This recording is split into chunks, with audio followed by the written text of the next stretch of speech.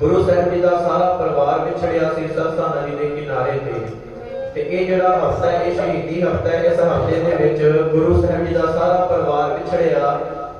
दो वड्डे साहिबजादे चमकौर की जंग में शहीद हुए ते छोटे साहिबजादे माता गुजर कौर जी सरहंद फतेहगढ़ साहिब शहीद हुए।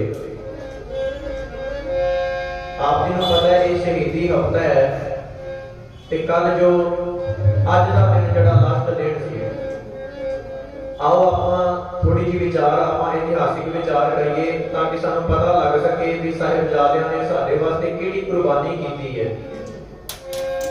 सरसा नदी ते जदों विछोड़ा पिया सी, उस तो पहला 9 महीने आनंदपुर साहिब दे किले नूं घेरा पिया। 9 महीने तक घेरा पाई रखिया ते 9 महीने ना कुछ अंदर खाण पीण की वस्तु जाण दिंदे सी, ना ही कोई चीज बाहर आ सकदी सी, ना कुछ अंदर जांदा सी, ना कुछ बाहर आउण दिंदे सी। 9 महीने घेरा पाई रखिया ते जदों फिर संगतां ने बेनती की, माता गुजर कौर हुणां ने बेनती की, गुरु गोबिंद सिंह महाराज नूं आखिया भी खाण पीण दीयां सारियां वस्तुआं मुक चुकीआं ने, आपां क्यों ना किला छड्ड दईए। गुरु गोबिंद सिंह महाराज नूं फिर उस समय बदावा लिख के भी सिंह दे के गए सी ते महाराज ने फिर फैसला किया भी आनंदपुर साहिब दा किला छड्ड दईए। जदों नहीं छड्डिया, भावें 9 महीने घेरा पाई रखिया वैरियां ने, पर नहीं छड्डिया ते छड्डण ते आई 1 मिनट नहीं लाया। गुरु गोबिंद सिंह महाराज ने सानू दस्सिया कि बंदिया धन दौलत अपने घर दे नाल इन्ना प्यार ना करी कि ओदे घर दे प्यार दे पिछे ओ रब नूं भुल जाए। जे तेनू छड्डना भी पै जे ते छड्डण लग्गियां सोची ना, जे रब दे प्यार पिछे तेनू घर-बार छड्डना भी पै जे ते सोची ना, समा ना लाई। ते छड्ड के जदों फिर सरसा नदी के किनारे पहुंचे ने वड्डे साहिबजादे एक पासे 40 सिंह ते वड्डे साहिबजादे गुरु गोबिंद सिंह महाराज दे नाल एक पासे हो गए ते छोटे साहिबजादे ते माता गुजर कौर जी एक पासे विछड़ के हो गए। भाई मणि सिंह ते माता साहिब कौर जी ये एक पासे चले गए, दिल्ली वाले पासे चले गए ते वड्डे साहिबजादे गुरु गोबिंद सिंह महाराज दे नाल ने ते 40 सिंह नाल ने। उस तो बाद सरसा नदी तो जदों विछोड़ा पै गया है, वड्डे साहिबजादे गुरु गोबिंद सिंह महाराज दे नाल फिर जदों सरसा नदी दे विच, क्योंकि बहुत सिंह रुड़ गए, सरसा दी भेट चढ़ गए, क्योंकि पानी बड़ा सी सरसा दे विच उस समय ते बारिश भी बहुत ज्यादा हुंदी सी। सरसा भी बहुत अपने कंढे ते सी, बड़ा सरसा भी चढ़िया सी उस समय ते बड़े सिंह सरसा दे पानी विच रुड़ गए। सिर्फ 40 सिंह, कोई कितों जाके निकलिया, कोई कितनी दूरी ते जाके निकलिया ते 40 सिंह सन नाल ते 2 साहिबजादे वड्डे ते गुरु गोबिंद सिंह महाराज फिर जदों सरसा नदी तो निकल के निहंग खां दी हवेली पहुंचे। उत्थे जदों निहंग खां दी हवेली उन्हां ने थोड़ा समा गुजारिया, ओदे तो अगे जाके चमकौर दी गढ़ी जिन्हों कहंदे ने उत्थे जाके पहुंच गए। चमकौर दी गढ़ी जाके जदों पहुंचे ने, वो कच्ची गढ़ी सी, कच्ची हवेली सी ते ओदे मालक ने आख्या भी तुसीं इत्थे विश्राम कर सकदे हो, तुसीं इत्थे रह सकदे हो। ते गुरु गोबिंद सिंह महाराज ने उत्थे हत्थ दे नाल एक मिट्टी दी पुट्टी, मिट्टी दा एक ढेला लैके डला लैके ते महाराज ने एक कवि ने बड़ियां सोहणियां लाइनां लिखियां। कहते महाराज ने उस समय जो बयान किया उन्हें एक कविता के रूप में बयान किया। कहते गुरु गोबिंद सिंह महाराज ने वो मिट्टी हाथ में फड़ के कहते, जिस खित्ते में हम कहते थे आना ये वही है, जिस खित्ते में कहते थे हम आना ये वही है, जिस जगह से हमको लूट कर जाना ये वही है, कल जहां बेटों को कटाना ये वही है, मिट्टी कह देती है ठिकाना ये वही है। कहते एक कल वो ठिकाना है जिथों असीं कल उजड़ के जाना है, जिथों असीं अपने पुत्रां नूं शहीद करा के जाना है, ये ओही मिट्टी है। फिर चमकौर दी जंग होई ते उत्थे आप जी नूं पता है जिवें 5 सिंघां दा जथा जांदा सी ते नाल लखां दे नाल टाकरा करके शहीदियां प्राप्त करदे सी। वड्डे साहिबजादे बाबा अजीत सिंह शहीद होए। उस तो बाद छोटे साहिबजादे भी तैयारी खिंची बाबा जुझार सिंह ने ते गुरु गोबिंद सिंह महाराज ने आख्या सी साहिबजादा जुझार सिंह जदों आप बाबा पहला बाबा अजीत सिंह आए ते गुरु गोबिंद सिंह महाराज ने कहंदे पुत्र जी ਚੰਗਾ ਕੀਤਾ ਤੁਸੀਂ ਆਪ ਆਇਓ। ਜੇ ਅਸੀਂ ਤੁਹਾਨੂੰ ਕਹਿੰਦੇ ਨਾ ਜੰਗ ਵਿੱਚ ਜਾਣ ਵਾਸਤੇ ਫਿਰ ਗੱਲ ਕੁਝ ਹੋਰ ਹੋਣੀ ਸੀ। ਤੁਸੀਂ ਬੜੀ ਚੰਗੀ ਗੱਲ ਹੈ, ਤੁਸੀਂ ਆਪ ਤਿਆਰੀ ਕੀਤੀ ਹੈ, ਆਪ ਤੁਸੀਂ ਆਖਿਆ ਵੀ ਮੈਂ ਜੰਗ ਵਿੱਚ ਜਾਣਾ ਹੈ। ਬਾਬਾ ਅਜੀਤ ਸਿੰਘ ਨੇ ਆਪ ਖੁਦ ਆਖਿਆ ਵੀ ਸੱਚੇ ਪਾਤਸ਼ਾਹ ਮੈਨੂੰ ਵੀ ਆਗਿਆ ਦਿਓ, ਮੇਰਾ ਵੀ ਦਿਲ ਕਰਦਾ ਸਿੰਘਾਂ ਦੇ ਨਾਲ ਜਾ ਕੇ ਮੈਦਾਨੇ ਜੰਗ ਵਿੱਚ ਜਾ ਕੇ ਜੂਝ ਕੇ ਸ਼ਹੀਦੀ ਪ੍ਰਾਪਤ ਕਰਾਂ, ਮੈਨੂੰ ਵੀ ਆਗਿਆ ਬਖਸ਼ੋ। ਮਹਾਰਾਜ ਜੀ ਕਹਿੰਦੇ ਬੜੀ ਚੰਗੀ ਗੱਲ ਹੈ। ਅਜੀਤ ਸਿੰਘਾ ਤੇਰੇ ਵੱਲ ਵੇਖ ਕੇ ਹੋਰ ਵੀ ਆਉਣ ਵਾਲੇ ਸਮੇਂ ਦੇ ਵਿੱਚ ਅਨੇਕਾਂ ਸਿੰਘ ਉੱਠਿਆ ਕਰਨਗੇ। ਜਦੋਂ ਕੌਮ ਤੇ ਦੇਸ਼ ਦੇ ਭੀੜ ਬਣਿਆ ਕਰੇਗੀ ਤੇਰੇ ਵਰਗੇ ਅਨੇਕਾਂ ਹੀ ਪੁੱਤਰ ਉੱਠ ਕੇ ਆਪਣੀਆਂ ਜਾਨਾਂ ਦੇਸ਼ ਤੋਂ ਵਾਰਿਆ ਕਰਨਗੇ। ਬੜੀ ਚੰਗੀ ਗੱਲ ਹੈ ਤੂੰ ਆਪ ਆਇਆ ਹੈ। ਤੇ ਫਿਰ ਜਦੋਂ ਬਾਬਾ ਅਜੀਤ ਸਿੰਘ ਸ਼ਹੀਦ ਹੋਏ, ਕਿਹੜਾ ਪਿਤਾ ਹੈ ਜਿਹੜਾ ਆਪਣੇ ਅੱਖਾਂ ਦੇ ਸਾਹਮਣੇ ਆਪਣੇ ਪੁੱਤਰਾਂ ਨੂੰ ਸ਼ਹੀਦ ਹੁੰਦਾ ਵੇਖਦਾ ਹੈ। ਇੱਕ ਗੁਰੂ ਗੋਬਿੰਦ ਸਿੰਘ ਮਹਾਰਾਜ ਐਸੇ ਪਿਤਾ ਆਪਣੇ ਅੱਖਾਂ ਦੇ ਨਾਲ ਬਾਬਾ ਅਜੀਤ ਸਿੰਘ ਨੂੰ ਸ਼ਹੀਦ ਹੁੰਦਿਆਂ ਵੇਖਿਆ ਤੇ ਗੜੀ ਤੇ ਚੜ ਕੇ ਜਗਾਰੇ ਛੱਡ ਰਹੇ ਨੇ। ਅੱਖਾਂ 'ਚੋਂ ਪਾਣੀ ਨਹੀਂ ਆਇਆ, ਗੜੀ ਤੇ ਚੜ ਕੇ ਜਗਾਰੇ ਬੁਲਾਉਂਦੇ ਨੇ। ਉਸ ਤੋਂ ਬਾਅਦ ਬਾਬਾ ਜੁਝਾਰ ਸਿੰਘ ਜੀ ਆਪਣੇ ਆਪ ਜਦੋਂ ਗੁਰੂ ਗੋਬਿੰਦ ਸਿੰਘ ਮਹਾਰਾਜ ਗੜੀ ਤੋਂ ਥੱਲੇ ਉਤਰੇ ਤੇ ਬਾਬਾ ਜੁਝਾਰ ਸਿੰਘ ਸ਼ਸਤਰ ਬਸਤਰ ਸਜਾ ਕੇ ਤਿਆਰ ਖਲੋਤੇ ਨੇ। ਕਹਿੰਦੇ ਸੱਚੇ ਪਾਤਸ਼ਾਹ ਮੇਰੇ ਵੀਰੇ ਨੂੰ ਤੁਸੀਂ ਪਹਿਲਾਂ ਭੇਜ ਦਿੱਤਾ, ਸਾਨੂੰ ਘੋੜ ਸਵਾਰੀ ਸਿਖਾਈ ਇਕੱਠਿਆਂ ਨੂੰ, ਸਾਨੂੰ ਪੜ੍ਹਾਈ ਲਿਖਾਈ ਕਰਾਈ ਇਕੱਠਿਆਂ ਨੂੰ, ਸਾਨੂੰ ਕੋਈ ਵਿਦਿਆ ਸਿਖਾਈ ਇਕੱਠਿਆਂ ਨੂੰ, ਪਰ ਸੱਚੇ ਪਾਤਸ਼ਾਹ ਅੱਜ ਕਹਾਣੀ ਵੰਡ ਕਿਉਂ ਕਰ ਦਿੱਤੀ? ਅੱਜ ਮੇਰੇ ਵੀਰੇ ਨੂੰ ਜੰਗ ਵਿੱਚ ਭੇਜ ਦਿੱਤਾ ਤੇ ਮੈਨੂੰ ਰਹਿਣ ਦਿੱਤਾ। ਮੈਨੂੰ ਵੀ ਆਗਿਆ ਦਿਓ ਮੈਂ ਵੀ ਜੰਗ ਵਿੱਚ ਵੀਰੇ ਨੂੰ ਜਾ ਕੇ ਸ਼ਹੀਦੀ ਪ੍ਰਾਪਤ ਕਰਾਂ। ਤੇ ਉਹ ਵੀ ਫਿਰ ਸ਼ਹੀਦੀ ਪ੍ਰਾਪਤ ਕਰ ਗਿਆ। ਜਦੋਂ ਜੰਗ ਵਿੱਚ ਗਿਆ ਤੇ ਮਹਾਰਾਜ ਨੇ ਫਿਰ ਗੜੀ ਤੇ ਚੜ ਕੇ ਵੇਖਿਆ ਤੇ ਫਿਰ ਜਕਾਰੇ ਵਜਾਏ। ਤੇ ਇੱਧਰ ਛੋਟੇ ਸਾਹਿਬਜ਼ਾਦੇ ਮਾਤਾ ਗੁਜਰ ਕੌਰ ਦੇ ਨਾਲ ਦੇਖੋ ਆਪਾਂ ਤੇ ਇਤਿਹਾਸ ਸੁਣਾਉਂਦੇ ਆ ਤੇ ਸੁਣਨੇ ਆ, ਪਰ ਤੁਸੀਂ ਆਪਣੇ ਸ਼ਰੀਰਾਂ ਤੇ ਵੇਖ ਕੇ ਵੇਖੋ ਵੀ ਅੱਜ ਕੱਲ ਕਿੰਨੀ ਠੰਡ ਪੈ ਰਹੀ ਹੈ। ਤੇ ਅੱਜ ਫਿਰ ਵੀ ਤਗੜੇ ਤਗੜੇ ਸ਼ਹਿਰ ਬਣੇ ਨੇ, ਵੱਡੇ ਵੱਡੇ ਕਾਰਖਾਨੇ ਬਣੇ ਨੇ, ਫੈਕਟਰੀਆਂ ਬਣੀਆਂ ਨੇ। ਅੱਜ ਫਿਰ ਵੀ ਧਰਤੀ ਦੇ ਅੰਦਰ ਗਰਮੀ ਪੈਦਾ ਹੋ ਜਾਂਦੀ ਹੈ, ਧਰਤੀ ਦੇ ਅੰਦਰ ਬੜੀ ਗਰਮੈਸ਼ ਹੋ ਗਈ ਹੈ। ਪਰ ਉਹ ਸਮਾਂ ਐਸਾ ਸੀ ਜਦੋਂ ਨਾ ਕੋਈ ਕਿਤੇ ਕੋਈ ਕੋਲ ਫੈਕਟਰੀ ਸੀ, ਨਾ ਕੋਈ ਕੋਲ ਕਿਤੇ ਕਾਰਖਾਨੇ ਸੀ। ਅੱਜ ਦੇ ਸਮੇਂ ਨਾਲੋਂ ਉਸ ਸਮੇਂ 100 ਗੁਣਾ ਵੱਧ ਠੰਡ ਹੁੰਦੀ ਸੀ, 100 ਗੁਣਾ ਵੱਧ ਠੰਡ ਸੀ। ਸਰਸਾ ਨਦੀ ਦੇ ਵਿੱਚੋਂ ਨਿਕਲੇ ਗਿੱਲੇ ਕੱਪੜੇ, ਇੰਨੀ ਠੰਡ, ਪੈਰਾਂ ਵਿੱਚ ਜੋੜਾ ਨਹੀਂ, ਕੋਲ ਕੋਈ ਚੀਜ਼ ਨਹੀਂ ਤੇ ਕੱਪੜੇ ਜਿਹੜੇ ਸਨ ਉਹ ਵੀ ਗਿੱਲੇ, ਵਸਤਰ ਗਿੱਲੇ ਹੋ ਚੁੱਕੇ ਸਨ। ਠੰਡ ਜਦੋਂ ਸਰੀਰ ਨੂੰ ਆ ਕੇ ਵੱਜਦੀ ਸੀ ਬੁੱਲ ਵੀ ਨੀਲੇ ਹੋ ਗਏ, ਨੱਕਾਂ ਦੀਆਂ ਪੁਰਪੜੀਆਂ ਲਾਲ ਹੋ ਗਈਆਂ। ਤੇ ਸਾਧ ਸੰਗਤ ਜੀ ਜਦੋਂ ਸਰਸਾ ਨਦੀ ਦੇ ਵਿੱਚੋਂ ਨਿਕਲੇ ਨੇ ਮਾਤਾ ਗੁਜਰ ਕੌਰ, ਛੋਟੇ ਸਾਹਿਬਜ਼ਾਦੇ ਬਾਬਾ ਜੋਰਾਵਰ ਸਿੰਘ ਜੀ, ਬਾਬਾ ਫਤਿਹ ਸਿੰਘ ਜੀ ਤੁਰੇ ਜਾਂਦੇ ਨੇ। ਛੋਟੇ ਛੋਟੇ ਨਿੱਕੇ ਨਿੱਕੇ ਪੈਰ ਨੇ, 7 ਸਾਲ ਤੇ 9 ਸਾਲ ਦੀ ਉਮਰ ਕੀ ਹੁੰਦੀ ਹੈ? ਅੱਜ ਕੱਲ ਛੋਟੇ ਛੋਟੇ ਬੱਚਿਆਂ ਨੂੰ ਟੌਫੀਆਂ ਦਾ ਲਾਲਚ ਦੇ ਕੇ ਜਿੱਧਰ ਮਰਜ਼ੀ ਲੈ ਜਾਓ। 7-9 ਸਾਲ ਦੀ ਉਮਰ ਕੱਖ ਵੀ ਨਹੀਂ। ਜਦੋਂ ਤੁਰੇ ਜਾਂਦੇ ਨੇ ਨੰਗੇ ਪੈਰੀ ਨੇ, ਪੈਰਾਂ ਵਿੱਚ ਕੰਡੇ ਵੀ ਵੱਜਦੇ ਨੇ। ਤੇ ਮਾਤਾ ਗੁਜਰ ਕੌਰ ਜੀ ਨੂੰ ਪੁੱਛਦੇ ਨੇ, ਦਾਦੀ ਮਾਤਾ ਆਪਾਂ ਕਿੱਧਰ ਜਾ ਰਹੇ ਹਾਂ, ਆਪਾਂ ਕਿੱਥੇ ਜਾਵਾਂਗੇ? ਮਾਤਾ ਗੁਜਰ ਕੌਰ ਨੂੰ ਪੁੱਛਦੇ ਜਾਂਦੇ ਨੇ, ਕਿੱਥੇ ਨੂੰ ਅੰਮੀਏ ਜਾਵਾਂਗੇ, ਕਿੱਥੇ ਨੂੰ ਦਾਦੀ ਜਾਵਾਂਗੇ, ਕਿੱਥੇ ਨੂੰ ਅੰਮੀਏ ਜਾਵਾਂਗੇ,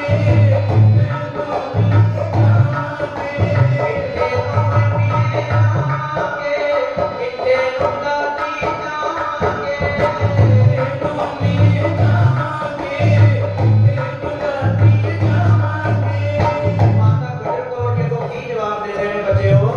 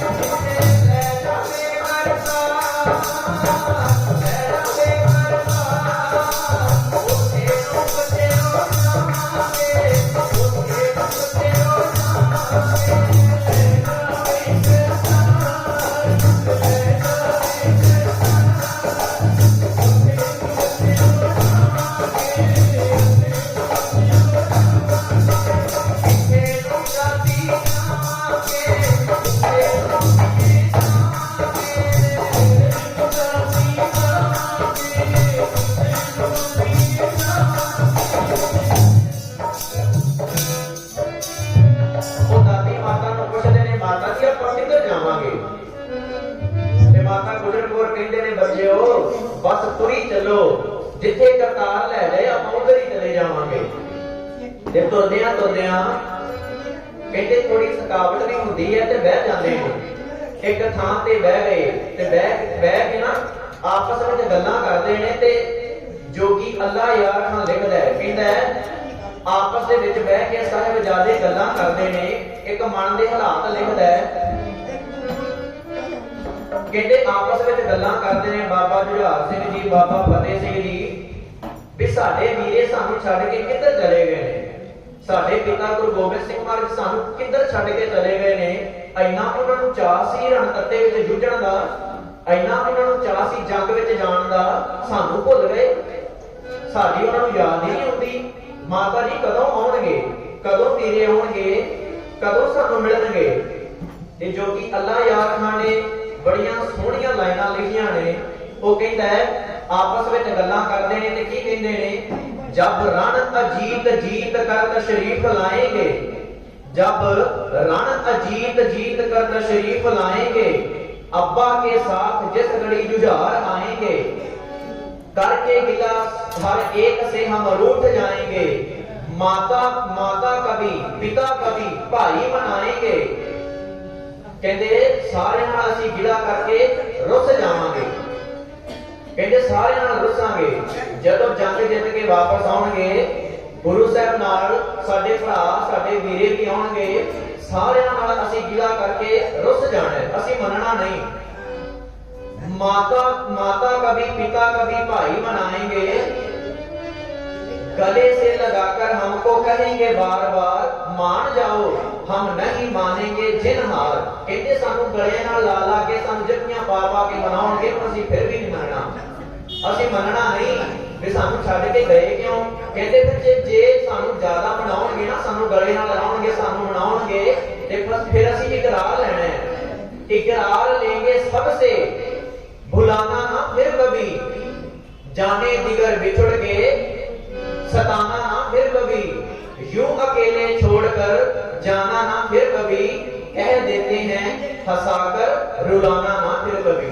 कहते उन्हां तो इकरार लवांगे, असीं उन्हां तो वादा लवांगे भी अगे तो साडे नाल वादा करो, सानू कलियां नूं छड्ड के कदे नहीं जाओगे। सानू कलियां नूं क्यों छड्ड दित्ता, साडे तो दूर क्यों होए। कहते इदां दीयां गल्लां आपस विच करदे ने, फिर तुरे जांदे ने। कहते 7 पोह दा दिन सी, ये 7 पोह वाले दिन विछोड़ा पिया। सरसा नदी ते अमृत वेले दा जिहड़ा कीर्तन सी, ਉਹ सरसा नदी दे कंढे ते बह के होया। ते 7 पोह दा दिन सी। अगे तुरे जांदे ने, अगे कुम्मा माशकी एक झोपड़ी बना के रहिंदा है, कुम्मा माशकी ਉਹਦਾ नाम है। ते उत्थे ਉਹਦੀ झोपड़ी ਉਹਦੀ छपड़ी ਦੇ ਬਾਹਰ ਜਾ ਕੇ माता गुजर कौर जी ने आवाज मारी, कहंदे ऐ छपड़ी दे मालका बाहर आई जरा। अंदरों कुम्मा माशकी निकलिया ते माता गुजर कौर जी ने आख्या भी, ਉਹ ਕਹਿੰਦੇ ਤੁਸੀਂ ਕੌਣ ਹੋ। माता गुजर कौर ਕਹਿੰਦੇ ਅਸੀਂ ਖਾਲਸੇ ਨਾਲ ਵਿਛੜ ਗਏ ਹਾਂ, मैं गुरु गोबिंद सिंह दी माता हां ते आ ਉਹਦੇ ਲਾਲ ਨੇ, ਅਸੀਂ ਖਾਲਸੇ ਨਾਲ ਵਿਛੜ ਗਏ ਹਾਂ ਤੇ ਸਾਨੂੰ ਰਾਤ ਰਹਿਣ ਵਾਸਤੇ ਜਗ੍ਹਾ ਮਿਲ ਸਕਦੀ ਹੈ। ਉਹ ਕੁੰਮੇ ਮਾਸ਼ਕੀ ਨੇ ਆਖਿਆ ਜੀ ਸਦਕੇ ਤੁਸੀਂ ਰਹਿ ਸਕਦੇ ਹੋ। ਉਹ ਕਹਿੰਦਾ ਉਹਨੇ ਕੁੰਮੇ ਮਾਸ਼ਕੀ ਨੇ ਆਪਣੀ ਛਪੜੀ ਦੇ ਵਿੱਚ ਉੱਥੇ ਰੱਖਿਆ, ਵਸਤਰ ਸਜਾ ਕੇ ਦਿੱਤੇ ਸੌਣ ਵਾਸਤੇ, ਤੇ ਨਾਲ ਇੱਕ ਬੁੱਢੜੀ ਮਾਈ ਰਹਿੰਦੀ ਸੀ, ਉਹਨੂੰ ਬੁਲਾ ਕੇ ਲਿਆਇਆ ਤੇ ਉਹਨੇ ਪ੍ਰਸ਼ਾਦਾ ਤਿਆਰ ਕਰਕੇ ਛਕਾਇਆ। ਮਾਤਾ ਗੁਜਰ ਕੌਰ ਜੀ ਦੇ ਇੱਕ ਬਾਬਾ ਫਤਿਹ ਸਿੰਘ ਜੀ, ਬਾਬਾ ਜੋਰਾਵਰ ਸਿੰਘ ਜੀ ਸੱਜੇ ਖੱਬੇ ਪਏ, ਕੱਪੜੇ ਵੀ ਵਸਤਰ ਵੀ ਗਿੱਲੇ ਸਨ ਐਨੀ ਠੰਡ ਦੇ ਵਿੱਚ। ਉਹ ਕੁੰਮੇ ਮਾਸ਼ਕੀ ਦੇ ਘਰ ਫਿਰ ਰਾਤ ਜਦੋਂ ਕੱਟੀ ਮਾਤਾ ਗੁਜਰ ਕੌਰ ਹੁਣਾਂ ਨੇ। ਅਗਲਾ ਦਿਨ ਹੋਇਆ ਜਦੋਂ 8 ਪੋਹ ਦਾ ਦਿਨ ਚੜਿਆ, ਅਗਲੇ ਦਿਨ ਗੰਗੂ ਬ੍ਰਾਹਮਣ ਉਹਨਾਂ ਨੂੰ ਮਿਲ ਪਿਆ, ਲੱਭਦਾ ਲਭਾਉਂਦਾ ਗੰਗੂ ਬ੍ਰਾਹਮਣ ਮਿਲ ਪਿਆ। ਉਹ ਕਹਿੰਦਾ ਮਾਤਾ ਜੀ ਤੁਸੀਂ ਮੇਰੇ ਘਰ ਚੱਲੋ, ਮੇਰਾ ਘਰ ਵੀ ਤੁਹਾਡਾ ਹੀ ਹੈ, ਮੇਰੇ ਘਰ ਚੱਲੋ ਤੁਸੀਂ। ਮਾਤਾ ਗੁਜਰ ਕੌਰ ਜੀ ਨੂੰ ਹੋ ਗਿਆ ਵੀ ਚਲੋ ਗੰਗੂ ਬ੍ਰਾਹਮਣ ਇਹ ਜਾਣ ਪਛਾਣਦਾ ਹੈ, ਇਹਦੇ ਨਾਲ ਚੱਲਦੇ ਆ। ਮਾਤਾ ਗੁਜਰ ਕੌਰ ਹੁਣੀ ਉਹਦੇ ਨਾਲ ਚੱਲ ਪਏ। ਜਦੋਂ ਗਏ ਉਹਦੇ ਘਰ 8 ਪੋਹ ਦੀ ਰਾਤ ਜਿਹੜੀ ਹੈ ਗੰਗੂ ਬ੍ਰਾਹਮਣ ਦੇ ਘਰ ਕੱਟੀ। ਇਹ ਪਹਿਲਾਂ ਗੁਰੂ ਗੋਬਿੰਦ ਸਿੰਘ ਮਹਾਰਾਜ ਹੁਣਾਂ ਕੋਲ ਆਨੰਦਪੁਰ ਸਾਹਿਬ ਰਸੋਈਏ ਦਾ ਕੰਮ ਕਰਦਾ ਸੀ, ਰਸੋਈਆ ਸੀ, ਮਤਲਬ ਖਾਣਾ ਪੀਣਾ ਜਿਹੜਾ ਇਹ ਪਕਾਉਂਦਾ ਹੁੰਦਾ ਸੀ, ਰਸੋਈਆ ਸੀ। ਤੇ ਇਹਨੇ 8 ਪੋਹ ਦੀ ਰਾਤ ਆਪਣੇ ਘਰ ਵਿੱਚ ਮਾਤਾ माता गुजर कौर हुणां नूं रखिया ते माता गुजर कौर जी दे कोल एक ते ओ कपड़ियां वाली छोटी जी थैली सी जिहदे विच एक एक जोड़ा साहिबजादियां दे कपड़े सन, वस्त्र सन, चोले सन ਉਹਦੇ ਵਿੱਚ नीले रंग ਦੇ। एक ਉਹਨਾਂ ਕੋਲ सोने ਦੀਆਂ ਮੋਹਰਾਂ ਦੀ ਇੱਕ ਗੁੱਠੀ ਸੀ ਜਿਹੜੀ ਗੰਗੂ ਬ੍ਰਾਹਮਣ ਨੇ ਵੇਖ ਲਈ ਤੇ ਰਾਤ ਨੂੰ ਚੁੱਕ ਕੇ ਲੈ ਗਿਆ ਤੇ ਮਾਤਾ ਗੁਜਰ ਕੌਰ ਜੀ ਨੇ ਵੇਖ ਲਿਆ। ਜਦੋਂ ਚੁੱਕ ਰਿਹਾ ਸੀ ਮਾਤਾ ਗੁਜਰ ਕੌਰ ਨੇ ਵੇਖ ਲਿਆ ਤਾਂ ਸਵੇਰ ਜਦੋਂ ਹੋਈ ਮਾਤਾ ਗੁਜਰ ਕੌਰ ਜੀ ਕਹਿਣ ਲੱਗੇ, ਕਹਿੰਦੇ ਗੰਗੂ ਜਿਹੜੀ ਮੋਹਰਾਂ ਵਾਲੀ ਥੈਲੀ ਸੀ ਕਿਤੇ ਪੁੱਤਰਾ ਚੰਗਾ ਕੀਤਾ ਸਾਂਭ ਕੇ ਰੱਖ ਲਈ ਆ, ਤੂੰ ਬੜਾ ਚੰਗਾ ਕੀਤਾ ਸਾਂਭ ਕੇ ਰੱਖ ਲਈ ਆ, ਨਹੀਂ ਤੇ ਮੇਰੇ ਤੋਂ ਇੱਧਰ ਉੱਧਰ ਰੱਖੀ ਜਾਣੀ ਸੀ, ਤੂੰ ਬੜਾ ਚੰਗਾ ਕੀਤਾ ਹੈ। ਉਹ ਕਹਿੰਦਾ ਮੈਂ ਨਾਲੇ ਤੁਹਾਨੂੰ ਆਪਣੇ ਘਰ ਵਿੱਚ ਪਨਾਹ ਦਿੱਤੀ, ਨਾਲੇ ਪ੍ਰਸ਼ਾਦਾ ਛਕਾਇਆ, ਨਾਲੇ ਮੇਰੇ ਤੇ ਇਲਜ਼ਾਮ ਲਾਉਂਦੇ ਹੋ। ਮਾਤਾ ਗੁਜਰ ਕੌਰ ਕਹਿੰਦੇ ਪੁੱਤਰਾ ਇਲਜ਼ਾਮ ਵਾਲੀ ਗੱਲ ਨਹੀਂ, ਮੈਂ ਤੈਨੂੰ ਰਾਤ ਨੂੰ ਦੇਖ ਲਿਆ ਸੀ, ਮੈਂ ਰਾਤ ਤੈਨੂੰ ਵੇਖਿਆ ਸੀ ਜਦੋਂ ਤੂੰ ਥੈਲੀ ਚੁੱਕ ਕੇ ਲਿਆ ਸੀ। ਪੁੱਤਰਾ ਕੋਈ ਗੱਲ ਨਹੀਂ, ਤੇਰੇ ਤੇ ਮੇਰੇ ਵਿੱਚ ਕਿਹੜਾ ਕੁਝ ਵੰਡਿਆ ਹੈ, ਪੁੱਤਰ ਤੇਰੇ ਕੋਲ ਹੋਈ ਤੇ ਸਾਡੇ ਕੋਲ ਹੋਈ ਇੱਕ ਗੱਲ ਹੈ, ਕੋਈ ਗੱਲ ਨਹੀਂ। ਉਹ ਕਹਿੰਦਾ ਨਾ ਤੁਸੀਂ ਮੇਰੇ ਤੇ ਇਲਜ਼ਾਮ ਲਾਇਆ, ਬਾਹਰੋਂ ਕੁੰਡਾ ਲਾ ਗਿਆ, ਮਰਿੰਡੇ ਜਾ ਕੇ ਸ਼ਿਕਾਇਤ ਕਰਤੀ, ਜਾ ਕੇ ਉੱਥੇ ਕਹਿੰਦਾ ਹੈ ਵੀ ਮੈਂ ਗੁਰੂ ਗੋਬਿੰਦ ਸਿੰਘ ਦੀ ਮਾਤਾ ਤੇ ਉਹਦੇ ਪੁੱਤਰਾਂ ਨੂੰ ਆਪਣੇ ਘਰ ਵਿੱਚ ਕੈਦ ਕਰਕੇ ਰੱਖਿਆ, ਮੈਂ ਸਰਕਾਰ ਤੋਂ ਇਨਾਮ ਲੈਣਾ ਹੈ, ਚਲੋ ਚਲੋ ਮੇਰੇ ਨਾਲ ਜਾ ਕੇ ਉਹਨਾਂ ਨੂੰ ਫੜ ਕੇ ਲੈ ਆਓ। ਮਰਿੰਡੇ ਤੋਂ ਜਾਨੀ ਖਾਂ ਮਾਨੀ ਖਾਂ ਦੋ ਫਿਰ ਦੋ ਜਿਹੜੇ ਸਨ ਉਹ ਸਿਪਾਹੀ ਆਏ ਤੇ ਕਈ ਇਤਿਹਾਸਕਾਰ ਲਿਖਦੇ ਨੇ ਉਹਨੂੰ ਗੱਡਿਆਂ ਤੇ ਉਹਨਾਂ ਨੂੰ ਬਿਠਾ ਕੇ ਲਗਾਏ, ਨਹੀਂ ਗੱਡਿਆਂ ਤੇ ਬਿਠਾ ਕੇ ਨਹੀਂ ਲਗਾਏ, ਕਿਉਂਕਿ ਉਹ ਗੁਰੂ ਗੋਬਿੰਦ ਸਿੰਘ ਨੂੰ ਦੁਸ਼ਮਣ ਸਮਝਦੇ ਸੀ ਤੇ ਦੁਸ਼ਮਣ ਦੇ ਪੁੱਤਰਾਂ ਤੇ ਕੋਈ ਤਰਸ ਕਰਦਾ ਹੈ, ਉਹਨਾਂ ਤੇ ਕੋਈ ਤਰਸ ਕਰਨਾ ਸੀ ਵੀ ਉਹਨਾਂ ਨੂੰ ਗੱਡਿਆਂ ਤੇ ਬਿਠਾ ਕੇ ਲੈ ਜਾਣਾ ਸੀ। ਆਏ ਛੋਟੇ ਬੱਚੇ ਨੇ, 7-9 ਸਾਲ ਦੀ ਉਮਰ ਹੈ, ਮਾਤਾ ਗੁਜਰ ਕੌਰ ਜੀ ਬਜ਼ੁਰਗੀ ਉਮਰ ਹੈ, ਵਡੇਰੇ ਨੇ, ਉਹਨਾਂ ਨੂੰ ਆ ਕੇ ਹੱਥ ਕੜੀਆਂ ਲਗਾ ਕੇ ਤੋੜ ਕੇ ਲਗਾਏ, ਮੁਰਡੇ ਤੋੜ ਕੇ ਪੈਦਲ ਤੁਰਾ ਕੇ ਲੈ ਕੇ ਗਏ। ਰਸਤੇ ਦੇ ਵਿੱਚ ਖੂਹ ਦੇ ਉੱਤੇ ਪਾਣੀ ਭਰਦੀਆਂ ਨੇ ਭੈਣਾਂ, ਪਾਣੀ ਭਰਦੀਆਂ ਹੋਈਆਂ ਆਪਸ ਵਿੱਚ ਗੱਲਾਂ ਕਰਦੀਆਂ ਨੇ, ਕਹਿੰਦੀਆਂ ਇਹ ਛੋਟੇ ਲਾਲ, ਇਹ ਛੋਟੀਆਂ ਇਹਨਾਂ ਦੀਆਂ ਉਮਰਾਂ ਨੇ, ਮਾਸੂਮ ਜੇ ਚਿਹਰੇ ਨੇ, ਇੱਕ ਆ ਮਾਤਾ ਬਜ਼ੁਰਗ ਨੇ, ਇਹਨਾਂ ਨੇ ਕਿਹੜਾ ਅਪਰਾਧ ਕੀਤਾ ਹੋਣਾ ਜਿਹੜਾ ਇਹਨਾਂ ਨੂੰ ਹੱਥ ਕੜੀਆਂ ਲਾ ਕੇ ਸਿਪਾਹੀ ਲੈ ਕੇ ਜਾ ਰਹੇ ਨੇ, ਇਹਨਾਂ ਨੇ ਕਿਹੜਾ ਅਪਰਾਧ ਕੀਤਾ ਹੋਏਗਾ, ਕਿਹੜਾ ਇਹਨਾਂ ਨੇ ਪਾਪ ਕੀਤਾ ਹੋਏਗਾ ਜਿਹੜਾ ਸਰਕਾਰ ਇਹਨਾਂ ਨੂੰ ਐਵੇਂ ਹੱਥ ਕੜੀਆਂ ਲਾ ਕੇ ਲਿਜਾ ਰਹੀ ਹੈ। ਕਿਉਂ ਫੜੀ ਸਿਪਾਹੀਆਂ ਨੇ, ਆਪਸ ਵਿੱਚ ਗੱਲਾਂ ਕਰਦੀਆਂ ਨੇ ਭੈਣਾਂ, ਪਾਣੀ ਭਰਦੀਆਂ ਨੇ ਖੂਹ ਤੋਂ, ਨਾਲੇ ਆਪਸ ਵਿੱਚ ਗੱਲਾਂ ਕਰਦੀਆਂ ਨੇ, ਇੰਨੇ ਮਾਸੂਮ ਚਿਹਰੇ, ਇਹਨਾਂ ਕੋਈ ਪਾਪ ਕੀਤਾ ਹੋਣਾ। ਕਿਉਂ ਫੜੀ ਸਿਪਾਹੀਆਂ ਨੇ ਭੈਣੋ ਇਹ ਹੰਸਾਂ ਦੀ ਜੋੜੀ,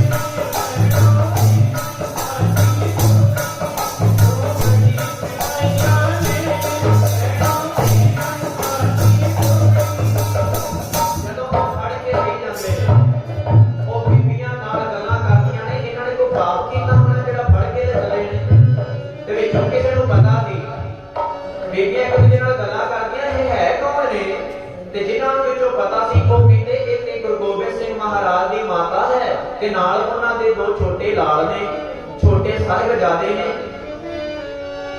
ਇਹ ਪੁੱਤ ਨੇ ਗੋਬਿੰਦ ਸਿੰਘ ਦੇ, ਮਾਂ ਗੁਜਰੀ ਦੀ ਅੱਖ ਦੇ ਤਾਰੇ,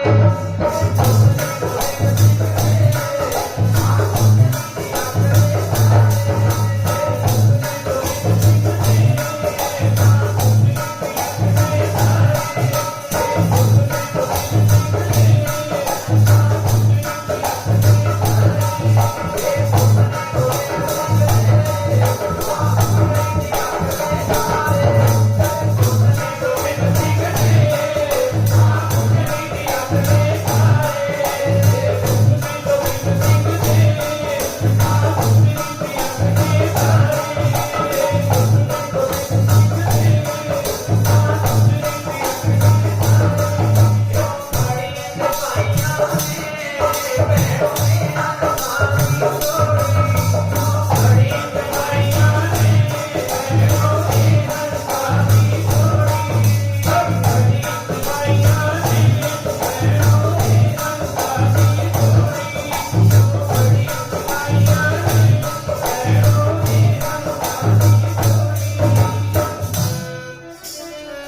ਉਹ ਆਪਸ ਵਿੱਚ ਗੱਲਾਂ ਕਰਦੀਆਂ ਨੇ। ਫਿਰ ਕਿਸੇ ਨੇ ਦੱਸਿਆ ਕਿ ਗੁਰੂ ਗੋਬਿੰਦ ਸਿੰਘ ਮਹਾਰਾਜ ਦੇ ਛੋਟੇ ਸਾਹਿਬਜ਼ਾਦੇ ਨੇ, ਨਾਲ ਉਹਨਾਂ ਦੀ ਮਾਤਾ ਹੈ, ਬਜ਼ੁਰਗ ਮਾਤਾ ਗੁਜਰ ਕੌਰ ਹੈ।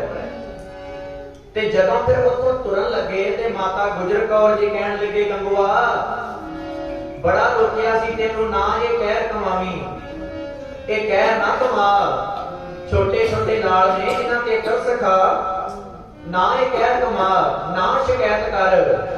ਗੰਗੂ ਨਹੀਂ ਮੁੜਿਆ। ਮਾਤਾ ਗੁਜਰ ਕੌਰ ਫਿਰ ਜਦੋਂ ਫੜ ਕੇ ਲੈ ਕੇ ਚੱਲੇ ਨੇ, ਮਾਤਾ ਗੁਜਰ ਕੌਰ ਨੇ ਆਖਿਆ, ਗੰਗੂਆ ਜਿਹੜੇ ਪੈਸਿਆਂ ਦੇ ਪਿੱਛੇ, ਜਿਹੜੀ ਮਾਇਆ ਦੇ ਪਿੱਛੇ ਤੂੰ ਇੰਨਾ ਕੁਫਰ ਕਮਾਇਆ ਨਾ ਤੇਰੀ ਇਹ ਮਾਇਆ ਰਹਿਣੀ ਆ ਤੇ ਨਾ ਤੇਰੇ ਪੱਲੇ ਕੱਖ ਰਹਿਣਾ। ਜਾਂਦਿਆਂ ਫਿਰ ਮਾਤਾ ਗੁਜਰ ਕੌਰ ਨੇ ਜਦੋਂ ਫਿਰ ਇੰਨੀ ਗੱਲ ਆਖੀ ਤੇ ਸਾਧ ਸੰਗਤ ਜੀ ਆਉਣ ਵਾਲੇ ਸਮੇਂ ਦੇ ਵਿੱਚ ਗੰਗੂ ਜਿਹੜਾ ਸੀ ਨਾ, ਕਹਿੰਦੇ ਉਹ ਫਿਰ ਪਾਗਲ ਹੋ ਗਿਆ ਸੀ, ਫਿਰ ਕੰਧਾਂ ਨਾਲ ਟੱਕਰਾਂ ਮਾਰ ਕੇ ਆਪੇ ਮਰ ਗਿਆ। ਕਿਦਾਂ ਦੀ ਮੌਤ ਉਹਨੂੰ ਆਈ? ਜਿਹੜੀ ਮਾਇਆ ਦੇ ਪਿੱਛੇ ਨਾ ਦਗਾ ਕਮਾਇਆ, ਉਹਨੇ ਧੋਖਾ ਕੀਤਾ ਤੇ ਫਿਰ ਮੌਤ ਦੇਖ ਲਓ ਰੱਬ ਨੇ ਕਿਦਾਂ ਦੀ ਦਿੱਤੀ। ਜਦੋਂ ਫੜ ਕੇ ਫਿਰ ਲੈ ਕੇ ਗਏ ਮੁਰਿੰਡੇ, 9 ਤਰੀਕ ਦੀ ਰਾਤ, 9 ਪੋਹ ਦੀ ਰਾਤ ਫਿਰ ਮੁਰਿੰਡੇ ਥਾਣੇ ਦੇ ਵਿੱਚ ਕੱਟੀ। ਵੇਖੋ ਮੁਰਿੰਡੇ ਥਾਣੇ ਦੇ ਵਿੱਚ 9 ਤਰੀਕ ਦੀ ਜਦੋਂ ਰਾਤ ਕੱਟੀ ਹੈ, ਅਗਲਾ ਦਿਨ 10ਵਾਂ ਦਿਨ ਹੋਇਆ। 10 ਪੋਹ ਜਦੋਂ ਹੋਈ, 10 ਪੋਹ ਜਦੋਂ ਤਰੀਕ ਹੋਈ ਤੇ ਮੁਰਿੰਡੇ ਤੋਂ ਫਿਰ ਇਹਨੂੰ ਖਬਰ ਗਈ ਵਜ਼ੀਰ ਖਾਨ ਨੂੰ। ਵਜ਼ੀਰ ਖਾਨ ਚਮਕੌਰ ਸਾਹਿਬ ਜਦੋਂ ਫੌਜ ਲੈ ਕੇ ਗਿਆ ਸੀ, ਉੱਥੋਂ ਫਿਰ ਮੂੰਹ ਦੀ ਖਾ ਕੇ ਆਇਆ ਸੀ, ਹਾਰ ਖਾ ਕੇ ਆਇਆ ਸੀ। ਗੁਰੂ ਗੋਬਿੰਦ ਸਿੰਘ ਮਹਾਰਾਜ ਇਹਦੇ ਹੱਥ ਨਹੀਂ ਆਏ, ਬੜਾ ਗੁੱਸੇ ਦੇ ਨਾਲ ਭਰਿਆ। ਤੇ ਜਦੋਂ ਵਾਪਸ ਸਰਹੰਦ ਆਇਆ, ਇਹਨੂੰ ਆਉਂਦਿਆਂ ਨੂੰ ਖਬਰ ਮਿਲ ਗਈ ਵੀ ਗੁਰੂ ਗੋਬਿੰਦ ਸਿੰਘ ਮਹਾਰਾਜ ਦੇ ਛੋਟੇ ਸਾਹਿਬਜ਼ਾਦੇ ਤੇ ਮਾਤਾ ਗੁਜਰ ਕੌਰ ਅਸੀਂ ਕੈਦ ਕਰ ਲਏ ਨੇ। ਇਹ ਬੜਾ ਖੁਸ਼ ਹੋਇਆ, ਕਹਿੰਦਾ ਹੁਣ ਗੱਲ ਬਣੇਗੀ, ਹੁਣ ਗੁਰੂ ਗੋਬਿੰਦ ਸਿੰਘ ਮੇਰੇ ਕੋਲ ਆਏਗਾ। ਕਿਉਂਕਿ ਆਪਾਂ ਤੇ ਅਦਬ ਸਤਿਕਾਰ ਨਾਲ ਨਾਮ ਲੈਂਦੇ ਆ ਨਾ, ਗੁਰੂ ਗੋਬਿੰਦ ਸਿੰਘ ਮਹਾਰਾਜ ਕਹਿੰਦੇ ਆ, ਪਰ ਉਹਨੇ ਉਸ ਸਮੇਂ ਭੈੜੇ ਸ਼ਬਦ ਵਰਤੇ ਹੋਣਗੇ, ਕਿਉਂਕਿ ਉਹ ਦੁਸ਼ਮਣ ਸਮਝਦਾ ਸੀ, ਉਹਨੇ ਭੈੜੇ ਸ਼ਬਦ ਵਰਤਨੇ ਸੀ।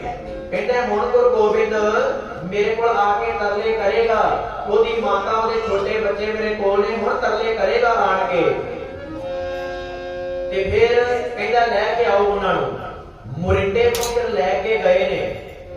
9 ਪੋਹ ਦੀ ਰਾਤ ਕੱਟੀ ਹੈ, 10 ਪੋਹ ਦੀ ਜਿਹੜੀ 10 ਪੋਹ ਦਾ ਦਿਨ ਚੜਿਆ, ਜਿਹਨੇ ਫਿਰ ਮੁਰਿੰਡੇ ਤੋਂ ਸਰਹੰਦ ਲੈ ਕੇ ਗਏ। ਸਰਹੰਦ ਲੈ ਕੇ ਗਏ ਤੇ ਜਾ ਕੇ ਠੰਡੇ ਬੁਰਜ ਵਿੱਚ ਬੰਦ ਕਰਤਾ। ਠੰਡਾ ਬੁਰਜ ਕੀ ਸੀ? ਜਿਹਦੇ ਥੱਲੇੋਂ ਅੱਜ ਕੱਲ੍ਹ ਠੰਡਾ ਬੁਰਜ ਕੁਝ ਹੋਰ ਬਣ ਗਿਆ, ਕਿਉਂਕਿ ਠੰਡੇ ਬੁਰਜ ਦੀ ਜਿਹੜੀ ਹਾਲਤ ਹੈ ਨਾ, ਪਹਿਲਾਂ ਵਰਗੀ ਨਹੀਂ। ਅੱਜ ਕੱਲ੍ਹ ਤੇ ਉਹ ਨਿਸ਼ਾਨੀਆਂ ਪੁਰਾਣੀਆਂ ਜਿਹੜੀਆਂ ਮਿਟਾਈ ਜਾ ਰਹੇ ਨੇ। ਉਸ ਸਮੇਂ ਠੰਡੇ ਬੁਰਜ ਦੇ ਥੱਲੇੋਂ ਪਾਣੀ ਵਗਦਾ ਹੁੰਦਾ ਸੀ। ਪਾਣੀ ਜੇਠ ਦੇ ਮਹੀਨੇ ਵਿੱਚ, ਜੂਨ ਦੇ ਮਹੀਨੇ ਵਿੱਚ ਕਿੰਨੀ ਗਰਮੀ ਹੁੰਦੀ ਹੈ। ਗਰਮੀ ਦੇ ਸਮੇਂ ਵੀ ਉਸ ਸਮੇਂ ਠੰਡੇ ਬੁਰਜ ਵਿੱਚ ਵਜੀਦਾ ਜਿਹੜਾ ਵਜ਼ੀਰ ਖਾਨ ਹੈ, ਉਹ ਉੱਥੇ ਮੰਜਾ ਢਾ ਕੇ ਬੈਠਾ ਹੁੰਦਾ ਸੀ। ਗਰਮੀ ਦੇ ਸਮੇਂ ਵਿੱਚ, ਜੂਨ ਦੇ ਮਹੀਨੇ ਦੇ ਵਿੱਚ ਵੀ ਉੱਥੇ ਬੈਠਿਆਂ ਠੰਡ ਲੱਗਦੀ ਸੀ, ਕਿਉਂਕਿ ਪਾਣੀ ਦੇ ਨਾਲ ਹਵਾ ਟਕਰਾ ਕੇ ਇੰਨੀ ਠੰਡੀ ਹਵਾ ਉੱਥੇ ਲੱਗਦੀ ਸੀ ਕਿ ਜੂਨ ਦੇ ਮਹੀਨੇ ਦੇ ਵਿੱਚ ਵੀ ਠੰਡੇ ਬੁਰਜ ਵਿੱਚ ਬੈਠਿਆਂ ਠੰਡ ਲੱਗਦੀ ਸੀ। ਜੂਨ ਦਾ ਮਹੀਨਾ ਵਜ਼ੀਰ ਖਾਨ ਉੱਥੇ ਕੱਟਦਾ ਹੁੰਦਾ ਸੀ, ਉੱਥੇ ਬੈਠਾ ਹੁੰਦਾ ਸੀ ਆ ਕੇ। ਤੇ ਤੁਸੀਂ ਆਪ ਸੋਚ ਕੇ ਵੇਖੋ, ਹੁਣ ਦਸੰਬਰ ਦੇ ਮਹੀਨੇ ਦੇ ਵਿੱਚ ਉੱਥੇ ਕਿੰਨੀ ਕੁ ਠੰਡ ਹੋਏਗੀ, ਕਿੰਨੀ ਕੁ ਸੀਤ ਪੈਂਦੀ ਹੋਏਗੀ। ਤੇ 10 ਪੋਹ ਦੀ ਜਿਹੜੀ ਰਾਤ ਸੀ, ਉਹ ਫਿਰ ਠੰਡੇ ਬੁਰਜ ਵਿੱਚ ਕੈਦ ਕਰਤਾ। ਉੱਥੇ ਫਿਰ ਨਾ ਕੋਈ ਕੋਲ ਕੱਪੜਾ, ਨਾ ਕੋਈ ਕੋਲ ਗਰਮ ਕੱਪੜਾ, ਨਾ ਕੋਈ ਥੱਲੇ ਵਿਛਾਣ ਨੂੰ ਕੁਝ ਹੈ। ਵੇਖ ਲੋ ਇੰਨੀ ਸੀਤ ਦੇ ਵਿੱਚ 10 ਪੋਹ ਦੀ ਰਾਤ ਮਾਤਾ ਗੁਜਰ ਕੌਰ ਤੇ ਛੋਟੇ ਸਾਹਿਬਜ਼ਾਦਿਆਂ ਨੇ ਕੱਟੀ। ਅਗਲਾ ਦਿਨ ਹੋਇਆ 11 ਪੋਹ ਦੀ ਕਚਹਿਰੀ ਲੱਗੀ ਹੈ। ਸਿਪਾਹੀ ਲੈਣ ਆਏ। ਸਿਪਾਹੀ ਜਦੋਂ ਲੈਣ ਆਏ, ਜਦੋਂ ਆ ਕੇ ਸਿਪਾਹੀਆਂ ਨੇ ਮਾਤਾ ਗੁਜਰ ਕੌਰ ਨੂੰ ਆਖਿਆ, ਮਾਤਾ ਜੀ ਤੇਰੇ ਬੱਚਿਆਂ ਨੂੰ ਲੈਣ ਆਏ ਆ। ਮਾਤਾ ਗੁਜਰ ਕੌਰ ਕਹਿੰਦੇ ਕਾਹਦੇ ਲਈ? ਕਹਿੰਦੇ ਕਚਹਿਰੀ ਲੱਗੀ ਹੈ ਸੂਬੇ ਦੀ, ਕਚਹਿਰੀ ਵਿੱਚ ਤੇਰੇ ਬੱਚਿਆਂ ਨੂੰ ਬੁਲਾਇਆ ਸੂਬੇ ਨੇ। ਮਾਤਾ ਗੁਜਰ ਕੌਰ ਕਹਿੰਦੇ ਇਹਨਾਂ ਦਾ ਅਪਰਾਧ ਕੀ? ਇਹਨਾਂ ਨੇ ਗਲਤੀ ਕਿਹੜੀ ਕੀਤੀ? ਇਹਨਾਂ ਦਾ ਕੀ ਪਾਪ ਹੈ, ਕੀ ਅਪਰਾਧ ਹੈ? ਉਹ ਕਹਿੰਦੇ ਸਾਨੂੰ ਨਹੀਂ ਪਤਾ, ਅਸੀਂ ਹੁਕਮ ਦੇ ਬੱਚੇ ਆ, ਸਾਨੂੰ ਲਿਆਉਣ ਵਾਸਤੇ ਆਖਿਆ ਗਿਆ, ਅਸੀਂ ਨਾਲ ਲੈ ਕੇ ਜਾਣਾ ਹੈ।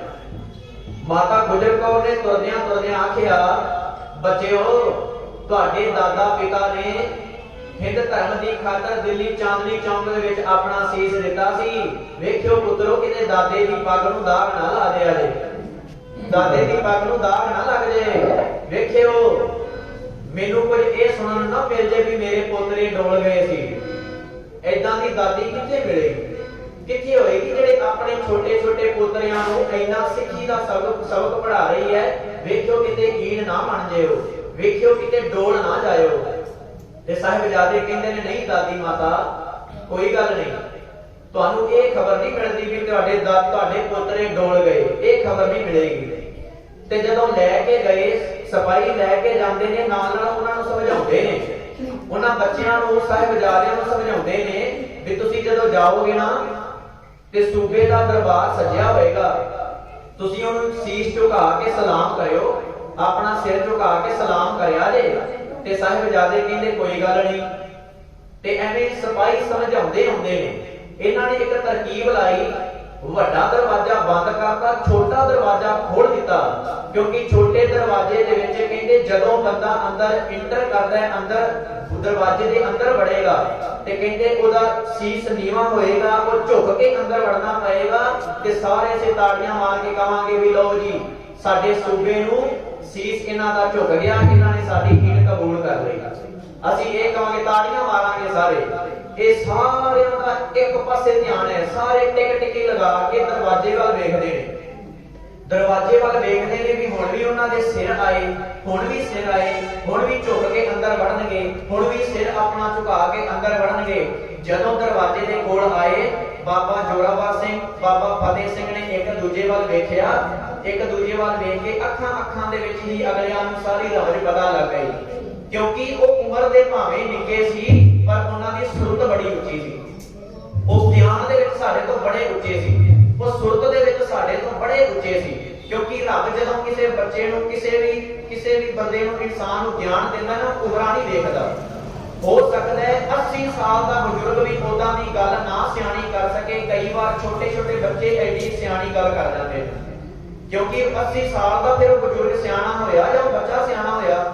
ਕਿਉਂਕਿ ਗਿਆਨ ਦੇਣ ਲੱਗਿਆਂ ਰੱਬ ਉਮਰ ਤਕਾਜ਼ਾ ਨਹੀਂ ਜੇ ਵੇਖਦਾ।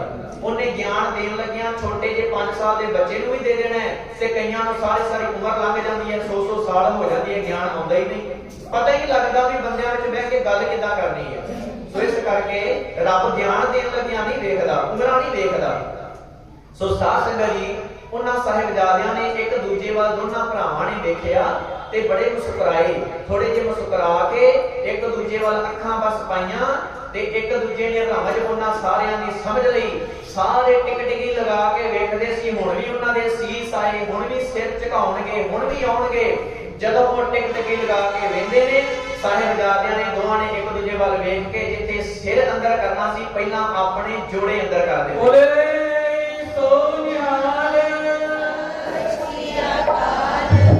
ਆਪਣੇ ਜੋੜੇ ਜਦੋਂ ਅੰਦਰ ਕੀਤੇ, ਸਾਰੇ ਇੱਕ ਦੂਜੇ ਵੱਲ ਵੇਖ ਕੇ ਹੈਰਾਨ ਹੋ ਗਏ ਵੀ ਛੋਟੇ ਛੋਟੇ ਬੱਚੇ ਨੇ, ਕਿੰਨਾ ਦਿਮਾਗ ਇਹਨਾਂ ਦਾ।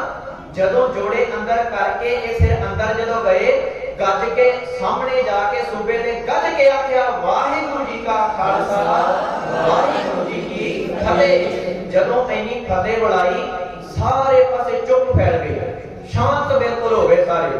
ਜਦੋਂ ਸ਼ਾਂਤ ਹੋ ਗਏ, ਸਾਰੇ ਇੱਕ ਦੂਜੇ ਵੱਲ ਵੇਖ ਕੇ ਹੈਰਾਨ ਨੇ ਵੀ ਛੋਟੇ ਛੋਟੇ ਬੱਚੇ ਨੇ, 7 ਤੇ 9 ਸਾਲ ਦੀ ਉਮਰ ਹੈ, ਇਹਨਾਂ ਨੂੰ ਕਿੰਨਾ ਪਤਾ ਹੈ, ਇਹਨੂੰ ਕਿੰਨਾ ਇਹਨਾਂ ਨੂੰ ਗਿਆਨ ਹੈ, ਇਹ ਸਾਡੀ ਰਮਜ ਸਮਝ ਕਿੱਦਾਂ ਗਏ, ਇਹਨਾਂ ਨੂੰ ਕਿਵੇਂ ਇੰਨਾ ਪਤਾ ਹੈ। ਉਹ ਫਿਰ ਕਹਿਣ ਲੱਗੇ, ਉਹ ਬੱਚਿਓ, ਕਹਿੰਦੇ ਇਹ ਸੂਬੇ ਦੀ ਕਚਹਿਰੀ ਹੈ, ਤੁਹਾਡੇ ਪਿਤਾ ਦਾ ਘਰ ਨਹੀਂ ਜਿੱਥੇ ਤੁਸੀਂ ਫਤਿਹ ਬੁਲਾ ਰਹੇ ਹੋ, ਇੱਥੇ ਸੂਬੇ ਨੂੰ ਝੁਕ ਕੇ ਸਲਾਮ ਕਰਨੀ ਪਏਗੀ। ਤੇ ਸਾਹਿਬਜ਼ਾਦੇ ਕਹਿੰਦੇ ਅਸੀਂ ਇੱਕ ਅਕਾਲ ਪੁਰਖ ਤੋਂ ਬਿਨਾ ਆਪਣਾ ਸੀਸ ਹੋਰ ਕਿਤੇ ਨਹੀਂ ਝੁਕਾਉਂਦੇ, ਇੱਕ ਗੁਰੂ ਨਾਨਕ ਦੇ ਘਰ ਤੋਂ ਬਿਨਾ ਸਾਡਾ ਸੀਸ ਹੋਰ ਕਿਤੇ ਨਹੀਂ ਝੁਕਦਾ। ਤੇ ਅਸੀਂ ਇਹ ਦੁਨਿਆਵੀ ਬਾਦਸ਼ਾਹ ਨੂੰ ਸਲਾਮ ਕਿਉਂ ਕਰੀਏ, ਇਹ ਦੁਨਿਆਵੀ ਬਾਦਸ਼ਾਹ, ਇਹਨੂੰ ਸਲਾਮ ਕਿਉਂ ਕਰੀਏ? ਅਸੀਂ ਤੇ ਇੱਕ ਅਕਾਲ ਪੁਰਖ ਨੂੰ ਪੂਜਣੇ ਆ, ਸਾਡਾ ਸਿਰ ਸਿਰਫ ਉਹਦੇ ਅੱਗੇ ਝੁਕੇਗਾ। ਉਹ ਕਹਿੰਦੇ ਬੱਚਿਓ, ਮੰਨ ਜਾਓ ਤੁਹਾਡੇ ਪਿਤਾ ਨੂੰ ਸ਼ਹੀਦ ਕਰ ਦਿੱਤਾ ਗਿਆ ਹੈ, ਬਾਬਾ ਫਤਿਹ ਸਿੰਘ ਕਹਿੰਦੇ ਉਹ ਮੂੰਹ ਸੰਭਾਲ ਕੇ ਬੋਲੋ, ਸਾਡੇ ਪਿਤਾ ਨੂੰ ਅੱਜ ਤੱਕ ਕੋਈ ਜੰਮਿਆ ਨਹੀਂ ਸ਼ਹੀਦ ਕਰਨ ਵਾਲਾ। ਸਾਡੇ ਪਿਤਾ ਨੂੰ ਅੱਜ ਤੱਕ ਕੋਈ ਨਹੀਂ ਜੰਮਿਆ ਜਿਹੜਾ ਸ਼ਹੀਦ ਕਰ ਸਕੇ। ਤੇ ਕਹਿੰਦੇ ਫਿਰ ਤੁਹਾਡੇ ਭਰਾ ਵੀ ਸ਼ਹੀਦ ਕਰ ਦਿੱਤੇ ਗਏ ਨੇ, ਤੁਹਾਡੇ ਭਰਾਵਾਂ ਨੂੰ ਮਾਰ ਦਿੱਤਾ ਗਿਆ। ਏਦਾਂ ਕਹਿੰਦੇ ਸਾਹਿਬਜ਼ਾਦੇ ਕਹਿੰਦੇ ਹੋ ਸਕਦਾ ਸਾਡੇ ਭਰਾ ਜੰਗ ਵਿੱਚ ਲੜਦੇ ਹੋਏ ਸ਼ਹੀਦੀ ਪ੍ਰਾਪਤ ਕਰ ਗਏ ਹੋਣ, ਉਹ ਧਰਮ ਪਿੱਛੇ ਕੁਰਬਾਨੀਆਂ ਦੇ ਗਏ ਹੋਣ, ਪਰ ਸਾਡੇ ਪਿਤਾ ਨੂੰ ਮਾਰ ਸਕੇ ਕੋਈ ਐਸੀ ਅੱਜ ਤੱਕ ਦੁਨੀਆ ਤੇ ਤਲਵਾਰ ਨਹੀਂ ਬਣੀ, ਐਸਾ ਕੋਈ ਅੱਜ ਤੱਕ ਤੀਰ ਨਹੀਂ ਬਣਿਆ, ਐਸੀ ਕੋਈ ਅੱਜ ਤੱਕ ਗੋਲੀ ਨਹੀਂ ਬਣੀ ਜਿਹੜਾ ਸਾਡੇ ਪਿਤਾ ਨੂੰ ਕੋਈ ਸ਼ਹੀਦ ਕਰ ਸਕੇ। ਇਹ ਤੁਸੀਂ ਝੂਠ ਬੋਲ ਰਹੇ ਹੋ। ਜਦੋਂ ਉਹਨਾਂ ਆਖਿਆ ਸਾਹਿਬਜ਼ਾਦਿਆਂ ਦੇ ਜਵਾਬ ਸੁਣੇ, ਇੰਨੀ ਬਹਾਦਰੀ ਵਾਲੇ ਅਣਖੀ ਵਾਲੇ ਜਦੋਂ ਜਵਾਬ ਸੁਣੇ, ਇੱਕਦਮ ਦੰਗ ਹੈਰਾਨ ਰਹਿ ਗਏ ਕਿ ਛੋਟੇ ਛੋਟੇ ਬੱਚੇ ਨੇ, ਇਹ ਪਤਾ ਨਹੀਂ ਕਿੰਨੀ ਕੁ ਇਹਨਾਂ ਦੀ ਸੁਰਤ ਉੱਚੀ ਹੋਏਗੀ, ਕਿੰਨਾ ਕੁ ਇਹਨਾਂ ਵਿੱਚ ਜਜ਼ਬਾ ਹੈ, ਕਿੰਨਾ ਕੁ ਇਹਨਾਂ ਦੇ ਵਿੱਚ ਜੋਸ਼ ਹੈ, ਜਿਹੜਾ ਇਹ ਹਰ ਇੱਕ ਗੱਲ ਦਾ ਜਵਾਬ ਨਾਲ ਦੀ ਨਾਲ ਦਿੰਦੇ ਨੇ। ਫਿਰ ਬੜੇ ਪਿਆਰ ਦੇ ਨਾਲ ਪਹਿਲੇ ਦਿਨ ਤੇ ਪਿਆਰ ਨਾਲ ਸਮਝਾਉਂਦੇ ਨੇ, ਬੱਚਿਓ ਤੁਹਾਨੂੰ ਆਪਣੀ ਸੋਹਣੀਆਂ ਸੋਹਣੀਆਂ ਲੜਕੀਆਂ ਦੇ ਡੋਲੇ ਦੇਾਂਗੇ, ਸੋਹਣੀਆਂ ਸੋਹਣੀਆਂ ਲੜਕੀਆਂ ਦੇ ਤੁਹਾਡੇ ਨਾਲ ਵਿਆਹ ਕਰ ਦੇਾਂਗੇ, ਤੁਹਾਨੂੰ ਮਾਇਆ ਧਨ ਦੌਲਤ ਦੀ ਕੋਈ ਕਮੀ ਨਹੀਂ ਰਹਿਣ ਦਿੱਤੀ ਜਾਏਗੀ, ਜਿੱਥੋਂ ਤੱਕ ਤੁਸੀਂ ਕਹੋਗੇ ਤੁਹਾਨੂੰ ਜ਼ਮੀਨ ਦੇ ਦੇਾਂਗੇ, ਜਿੰਨਾ ਪੈਸਾ ਧਨ ਦੌਲਤ ਕਹੋਗੇ ਉਹ ਦੇ ਦੇਾਂਗੇ। ਸਾਹਿਬਜ਼ਾਦੇ ਕਹਿੰਦੇ ਸੂਬਿਆ ਧਨ ਦੌਲਤ ਦੀ ਸਾਡੇ ਪਿਤਾ ਕੋਲ ਕਿਹੜਾ ਕਮੀ ਸੀ, ਸਾਡੇ ਅਨੰਦਪੁਰ ਸਾਹਿਬ ਦੇ ਵਿੱਚ ਕੋਈ ਪੈਸੇ ਦੀ ਕਮੀ ਸੀ, ਸਾਨੂੰ ਕਿਹੜਾ ਕੋਈ ਕਮੀ ਸੀ, ਸਾਨੂੰ ਤੇ ਸਿੰਘ ਜਿਹੜੇ ਨੇ ਸਾਡੇ ਸਾਨੂੰ ਮੋਢਿਆਂ ਤੇ ਚੁੱਕ ਚੁੱਕ ਕੇ ਖੜਾਉਂਦੇ ਸਨ, ਸਾਨੂੰ ਕਿਹੜਾ ਕਿਸੇ ਗੱਲ ਦੀ ਕੋਈ ਕਮੀ ਸੀ, ਪੈਸੇ ਦੀ ਤੇ ਕਮੀ ਸਾਡੇ ਕੋਲ ਵੀ ਕੋਈ ਨਹੀਂ ਸੀ। ਤੇ ਕਹਿੰਦਾ ਚਲੋ ਐਵੇਂ ਕਰੋ, ਮੰਨ ਜਾਓ, ਪਿਆਰ ਦੇ ਨਾਲ ਮੰਨ ਜਾਓ, ਤੁਹਾਨੂੰ ਛੱਡ ਦੇਾਂਗੇ, ਤੁਹਾਨੂੰ ਬਖਸ਼ ਦਿੱਤਾ ਜਾਏਗਾ।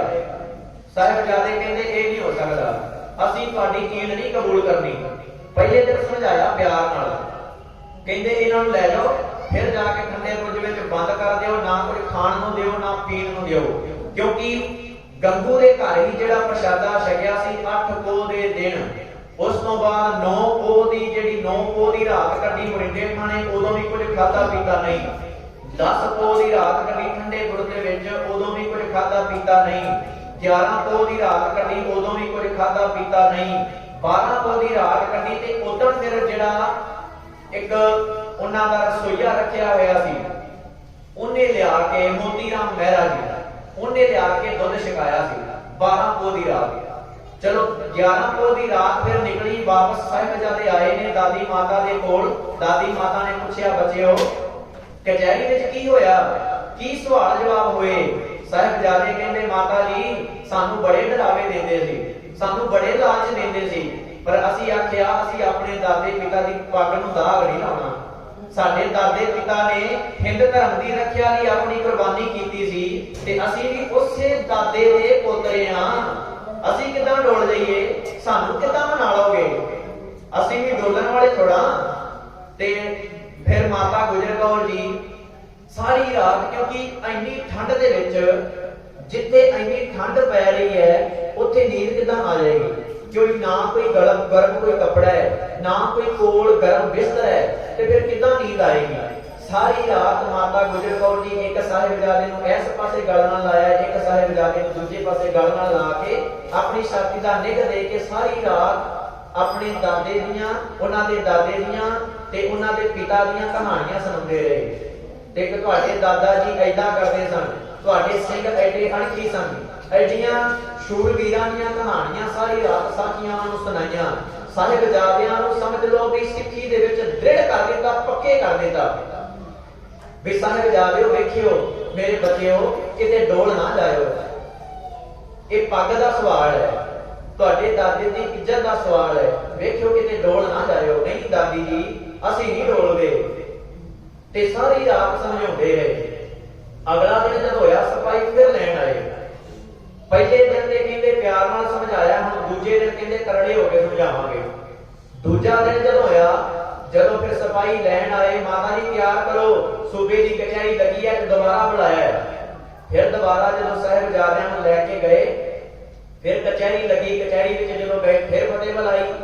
ਉਹ ਕਹਿੰਦੇ ਬੱਚਿਓ ਤੁਹਾਡੇ ਵਿੱਚ ਡਰ ਨਹੀਂ, ਤੁਹਾਨੂੰ ਡਰ ਨਹੀਂ ਲੱਗਦਾ, ਤੁਹਾਨੂੰ ਮੌਤ ਦਾ ਡਰ ਨਹੀਂ। ਸਾਹਿਬਜ਼ਾਦੇ ਕਹਿੰਦੇ ਮੌਤ ਦਾ ਡਰ ਸਾਨੂੰ ਨਹੀਂ, ਅਸੀਂ ਤੇ ਸਾਡੇ ਗੁਰੂ ਸਾਹਿਬ ਨੇ ਸਾਡੀ ਗੁਰਬਾਣੀ ਵਿੱਚ ਪਹਿਲਾਂ ਲਿਖਿਆ, ਪਹਿਲਾ ਮਰਨ ਕਬੂਲ ਜੀਵਨ ਕੀ ਛੱਡ ਆਸ, ਹੋ ਸਭਨਾ ਕੀ ਰੇਣਕਾ ਤੋਂ ਆਓ ਹਮਾਰੇ ਵਾਸ। ਕਹਿੰਦੇ ਸਾਡੇ ਗੁਰੂ ਸਾਹਿਬ ਨੇ ਤੇ ਪਹਿਲਾਂ ਸਾਨੂੰ ਇਹ ਦੱਸਿਆ ਹੈ, ਮਰਨਾ ਪਹਿਲਾਂ ਕਬੂਲ ਕੇ ਚੱਲਣਾ ਹੈ, ਸਿਰ ਤੇ ਕਫਨ ਬੰਨ੍ਹ ਕੇ ਚੱਲਣਾ ਹੈ, ਮੌਤ ਨੂੰ ਹਮੇਸ਼ਾ ਯਾਦ ਰੱਖਣਾ ਹੈ। ਹਮੇਸ਼ਾ ਮੌਤ ਨੂੰ ਯਾਦ ਰੱਖੋਗੇ ਤੁਹਾਨੂੰ ਪ੍ਰਮਾਤਮਾ ਯਾਦ ਰਹੇਗਾ। ਅਸੀਂ ਤੇ ਹਰ ਸਮੇਂ ਉਸ ਵਾਹਿਗੁਰੂ ਦੇ ਗੁਣ ਗਾਉਂਦੇ ਆ, ਉਸ ਪ੍ਰਮਾਤਮਾ ਨੂੰ ਹਰ ਸਮੇਂ ਯਾਦ ਰੱਖਦੇ ਆ। ਤੇ ਕਹਿੰਦੇ ਬੱਚਿਓ ਵੇਖੋ ਫਿਰ ਪਿਆਰ ਨਾਲ ਕੱਲ ਸਮਝਾਇਆ ਸੀ, ਨਹੀਂ ਮੰਨੇ, ਅੱਜ ਫਿਰ ਤੁਹਾਨੂੰ ਵੇਖਾਉਂਦੇ ਆ ਵੀ ਗੁੱਸਾ ਸਾਡਾ ਕੀ ਹੈ, ਅਸੀਂ ਕੀ ਕੀ ਕਰ ਸਕਨੇ ਆ, ਅਸੀਂ ਅੱਜ ਤੁਹਾਨੂੰ ਦੱਸਾਂਗੇ। ਫਿਰ ਕਹਿੰਦੇ ਸਾਰਿਆਂ ਨੂੰ ਬਸ ਆਪਾਂ ਨੂੰ ਇਹ ਪਤਾ ਨਾ, ਉਹਨਾਂ ਨੂੰ ਦੁਬਾਰਾ ਵਿੱਚ ਚਿੰਨ ਦਿੱਤਾ ਗਿਆ, ਉਸ ਤੋਂ ਬਾਅਦ ਉਹਨਾਂ ਨੂੰ ਜੇਵਾ ਕੀਤਾ ਗਿਆ, ਪਰ ਨਹੀਂ, ਉਸ ਤੋਂ ਪਹਿਲਾਂ ਬੜੇ ਤਸੀਹੇ ਦਿੱਤੇ ਗਏ ਸੀ, ਉਸ ਤੋਂ ਪਹਿਲਾਂ ਬੜੇ ਤਸੀਹੇ ਦਿੱਤੇ ਸੀ। ਪ੍ਰੋਫੈਸਰ ਗੰਡਾ ਸਿੰਘ ਨੇ ਕਿਤਾਬ ਲਿਖੀ ਹੈ, ਉਹਦੇ ਵਿੱਚ ਉਹਨੇ ਕਥਾ ਗੁਰੂ ਸੂਤਨ ਕੀ, ਉਹਦੇ ਵਿੱਚ ਉਹਨੇ ਲਿਖਿਆ ਤੇ ਸਾਰੇ ਇਤਿਹਾਸਕਾਰਾਂ ਨੇ ਮੰਨਿਆ ਵੀ ਹੈ, ਕਿਉਂਕਿ ਜੇ ਕੋਈ ਦੁਸ਼ਮਣ ਦਾ ਕੋਈ ਬੱਚਾ ਹੋਏਗਾ, ਦੁਸ਼ਮਣ ਦਾ ਕੋਈ ਉਹਨਾਂ ਦਾ ਕੋਈ ਰਿਸ਼ਤੇਦਾਰ ਹੋਏਗਾ, ਉਹਦੇ ਤੇ ਕੋਈ ਤਰਸ ਕਰਦਾ ਹੈ। ਅੱਜ ਕੱਲ ਕਿੰਨਾ ਕੋਈ ਤਰਸ ਕਰਦਾ ਹੈ, ਅੱਜ ਕੱਲ ਤੇ ਭਰਾ ਨੂੰ ਵੱਢੀ ਜਾਂਦਾ ਹੈ, ਕਾਹਦੇ ਪਿੱਛੇ, ਪੈਸੇ ਪਿੱਛੇ, ਜ਼ਮੀਨਾਂ ਪਿੱਛੇ, ਮਾਇਆ ਪਿੱਛੇ। ਅੱਜ ਕੱਲ ਚੋਰੀਆਂ ਇੰਨੀਆਂ ਨੇ, ਕੋਈ ਘਰ ਆ ਕੇ ਲੁੱਟ ਕੇ ਤੇ ਘਰ ਵਾਲਿਆਂ ਸਾਰਿਆਂ ਨੂੰ ਮਾਰ ਜਾਂਦੇ ਨੇ, ਕੋਈ ਕਿਸੇ ਤੇ ਤਰਸ ਅੱਜ ਕੱਲ ਨਹੀਂ ਕਰ ਰਿਹਾ। ਤੇ ਉਸ ਸਮੇਂ ਤੇ ਸਗੋਂ ਹਕੂਮਤ ਦਾ ਰਾਜ ਸੀ, ਉਸ ਸਮੇਂ ਤੇ ਮੁਗਲਾਂ ਦਾ ਰਾਜ ਸੀ, ਉਹਨਾਂ ਕੀ ਤਰਸ ਕਰਨਾ ਸੀ ਬੱਚਿਆਂ ਦੇ, ਉਹਨਾਂ ਤਰਸ ਕਿਉਂ ਕਰਨਾ ਸੀ? ਤੇ ਸਾਧ ਸੰਗਤ ਜੀ ਕਹਿੰਦੇ ਕਰੜੇ ਹੋ ਕੇ ਸਮਝਾਉਣਾ ਪਏਗਾ। ਉਹ ਫਿਰ ਕਥਾ ਗੁਰੂ ਸੂਤਨ ਕੀ ਦੇ ਵਿੱਚ ਲਿਖਿਆ ਹੈ, ਕਹਿੰਦੇ ਸਾਹਿਬਜ਼ਾਦਿਆਂ ਨੂੰ ਨਾ ਤਤੀਆਂ ਸਿੱਖਾਂ ਕਰਕੇ ਉਹਨਾਂ ਹੱਥਾਂ ਦੀਆਂ ਉਂਗਲਾਂ ਦੇ ਵਿੱਚ ਤਤੀਆਂ ਸਿੱਖਾਂ ਰੱਖ ਕੇ ਉਹਨਾਂ ਦਾ ਮਾਸ ਸਾੜਿਆ ਗਿਆ, ਵੀ ਇਹਨਾਂ ਨੂੰ ਤਕਲੀਫ ਹੋਏਗੀ ਨਾ ਤੇ ਆਪੇ ਮੰਨਣਗੇ। ਛੋਟੇ ਛੋਟੇ ਉਹਨਾਂ ਦੇ ਹੱਥ ਐਡੇ ਕੋਮਲ ਹੱਥ ਹੋਣਗੇ। ਹੁਣ ਛੋਟੇ ਛੋਟੇ ਬੱਚੇ ਤੁਸੀਂ ਵੇਖਦੇ ਹੋ ਇੱਥੇ ਤੁਰੇ ਫਿਰਦੇ ਨੇ ਨਾ ਬੱਚੇ, ਆਪਣੇ ਘਰਾਂ ਵਿੱਚ ਬੱਚੇ ਨੇ, ਤੇ ਉਹਨਾਂ ਦੇ ਹੱਥਾਂ ਤੇ ਕੋਈ ਤੱਤੀ ਚੀਜ਼ ਲੱਗ ਜਾਏ ਸਾਡੇ ਦਿਲ ਨੂੰ ਕਿੰਨਾ ਕੁ ਹੁੰਦਾ ਹੈ। ਜੋ ਛੋਟੇ ਛੋਟੇ 7 ਤੇ 9 ਸਾਲ ਦੀ ਉਮਰਾਂ, ਉਹਨਾਂ ਦੀਆਂ ਤੱਤੀਆਂ ਸਿੱਖਾਂ ਕਰਕੇ ਉਹਨਾਂ ਦੇ ਉਂਗਲਾਂ ਦੇ ਵਿੱਚ ਰੱਖ ਕੇ ਉਹਨਾਂ ਦਾ ਮਾਸ ਸਾੜਿਆ ਗਿਆ, ਵੀ ਇਹਨਾਂ ਨੂੰ ਤਕਲੀਫ ਹੋਏਗੀ ਫਿਰ ਇਹ ਮੰਨਣਗੇ। ਪਰ ਸਾਹਿਬਜ਼ਾਦੇ ਕਹਿੰਦੇ ਅਡੋਲ ਰਹੇ, ਮੰਨੇ ਨਹੀਂ, ਕਹਿੰਦੇ ਕੋਈ ਗੱਲ ਨਹੀਂ, ਤੁਸੀਂ ਤਸੀਹੇ ਦੇਣੇ ਨੇ ਨਾ, ਤਸੀਹੇ ਦੇ ਲਓ। ਫਿਰ ਕਹਿੰਦੇ ਜਦੋਂ ਸਾਹਿਬਜ਼ਾਦੇ ਨਾ ਮੰਨੇ, ਉਹਨਾਂ ਨੂੰ ਦਰਖਤ ਨਾਲ ਬੰਨ੍ਹ ਕੇ ਗੁਲੇਲੇ ਨਾਲ ਵੱਟੇ ਰੋੜੇ ਮਾਰੇ ਗਏ, ਸਾਰਿਆਂ ਨੇ ਗੁਲੇਲੇ ਨਾਲ ਰੋੜੇ ਮਾਰੇ। ਫਿਰ ਵੀ ਸਾਹਿਬਜ਼ਾਦੇ ਨਹੀਂ ਮੰਨੇ। ਫਿਰ ਕਹਿੰਦੇ ਉਹਨਾਂ ਨੂੰ ਸ਼ਮਕਾਂ ਲੈ ਕੇ ਨਾ, ਤੂਤ ਦੀਆਂ ਜਿਹੜੀ ਸ਼ਮਕਾਂ ਹੁੰਦੀਆਂ ਨੇ, ਕਹਿੰਦੇ ਉਹਨਾਂ ਦੇ ਵਸਤਰ ਲਹਾ ਕੇ ਲੱਕ ਦੇ ਵਿੱਚ ਸ਼ਮਕਾਂ ਮਾਰੀਆਂ ਗਈਆਂ, ਲੱਕ ਵਿੱਚ ਨਿਸ਼ਾਨ ਪੈ ਗਏ। ਪਰ ਸਾਹਿਬਜ਼ਾਦੇ ਅਡੋਲ ਨੇ, ਮੰਨੇ ਨਹੀਂ। ਕਹਿੰਦੇ ਵੇਖ ਲਓ ਅੱਜ ਤੁਹਾਨੂੰ ਇੰਨੇ ਤਸੀਹੇ ਦਿੱਤੇ ਨੇ ਨਾ, ਐਦਾਂ ਦੁੱਖ ਮਿਲਣਗੇ ਜੇ ਨਹੀਂ ਮੰਨੋਗੇ। ਸਾਹਿਬਜ਼ਾਦੇ ਕਹਿੰਦੇ ਤੁਸੀਂ ਹੋਰ ਕਰ ਵੀ ਕੀ ਸਕਦੇ ਹੋ, ਤੁਸੀਂ ਕਰ ਵੀ ਇਹੀ ਸਮਝੋ, ਤੁਹਾਡੇ ਤੋਂ ਉਮੀਦ ਨਹੀਂ ਸਾਨੂੰ ਹੋਰ ਕੋਈ, ਤੁਹਾਡੇ ਤੋਂ ਸਾਨੂੰ ਉਮੀਦ ਵੀ ਕੋਈ ਨਹੀਂ। ਤੇ ਸਾਧ ਸੰਗਤ ਜੀ ਉੱਥੇ ਨਾਲ ਨਵਾਬ ਮਲੇਰਕੋਟਲਾ ਨੂੰ ਵੀ ਬੁਲਾਇਆ, 12 ਨੂੰ ਨਵਾਬ ਮਲੇਰਕੋਟਲੇ ਨੂੰ ਵੀ ਉੱਥੇ ਮੰਗਾਇਆ। ਤੇ ਵਜ਼ੀਰ ਖਾਂ ਕਹਿੰਦਾ ਹੈ ਨਵਾਬ ਮਲੇਰਕੋਟਲੇ ਨੂੰ, ਕਹਿੰਦਾ ਇਹਨਾਂ ਦੇ ਪਿਤਾ ਗੁਰੂ ਗੋਬਿੰਦ ਸਿੰਘ ਨੇ ਤੇਰੇ ਭਰਾ ਨਾਹਰ ਖਾਨ ਨੂੰ ਸਭ ਤੋਂ ਪਹਿਲਾਂ ਤੀਰ ਮਾਰਿਆ ਸੀ। ਇਹਨਾਂ ਦੇ ਪਿਤਾ ਗੁਰੂ ਗੋਬਿੰਦ ਸਿੰਘ ਨੇ ਤੇਰੇ ਭਰਾ ਨਾਹਰ ਖਾਨ ਨੂੰ ਸ਼ਹੀਦ ਕੀਤਾ ਸੀ ਤੀਰ ਮਾਰ ਕੇ, ਤੇ ਤੇਰੇ ਸਾਹਮਣੇ ਉਹਨਾਂ ਦੀ ਮਾਤਾ ਤੇ ਉਹਦੇ ਬੱਚੇ ਨੇ, ਇਹਨਾਂ ਤੋਂ ਆਪਣਾ ਬਦਲਾ ਲੈ। ਨਵਾਬ ਮਲੇਰਕੋਟਲਾ ਕਹਿੰਦਾ ਹੈ ਕੋਈ ਧਰਮ ਵੀ ਇਹ ਨਹੀਂ ਦੱਸਦਾ ਵੀ ਕਿਸੇ ਬਜ਼ੁਰਗ ਤੇ ਜਾਂ ਬੱਚੇ ਤੇ ਜ਼ੁਲਮ ਕਰੋ। ਕਹਿੰਦਾ ਹਾਂ ਇਹਨਾਂ ਦੇ ਪਿਤਾ ਨੇ ਮੇਰੇ ਭਰਾ ਨੂੰ ਸ਼ਹੀਦ ਕੀਤਾ, ਮੈਂ ਬਦਲਾ ਲਵਾਂਗਾ। ਜਦੋਂ ਇਹਨਾਂ ਦਾ ਪਿਤਾ ਮੇਰੇ ਸਾਹਮਣੇ ਆਏਗਾ ਮੈਂ ਬਦਲਾ ਜ਼ਰੂਰ ਲਵਾਂਗਾ, ਜੰਗ ਦੇ ਵਿੱਚ 2-2 ਹੱਥ ਜ਼ਰੂਰ ਕਰਾਂਗਾ, ਪਰ ਇਹਨਾਂ ਬੱਚਿਆਂ ਨੇ ਮੇਰਾ ਕੁਝ ਨਹੀਂ ਵਿਗਾੜਿਆ, ਇਹਨਾਂ ਨਾਲ ਮੇਰੀ ਕੋਈ ਦੁਸ਼ਮਣੀ ਨਹੀਂ, ਇਹਨਾਂ ਨੂੰ ਛੱਡ ਦੇ।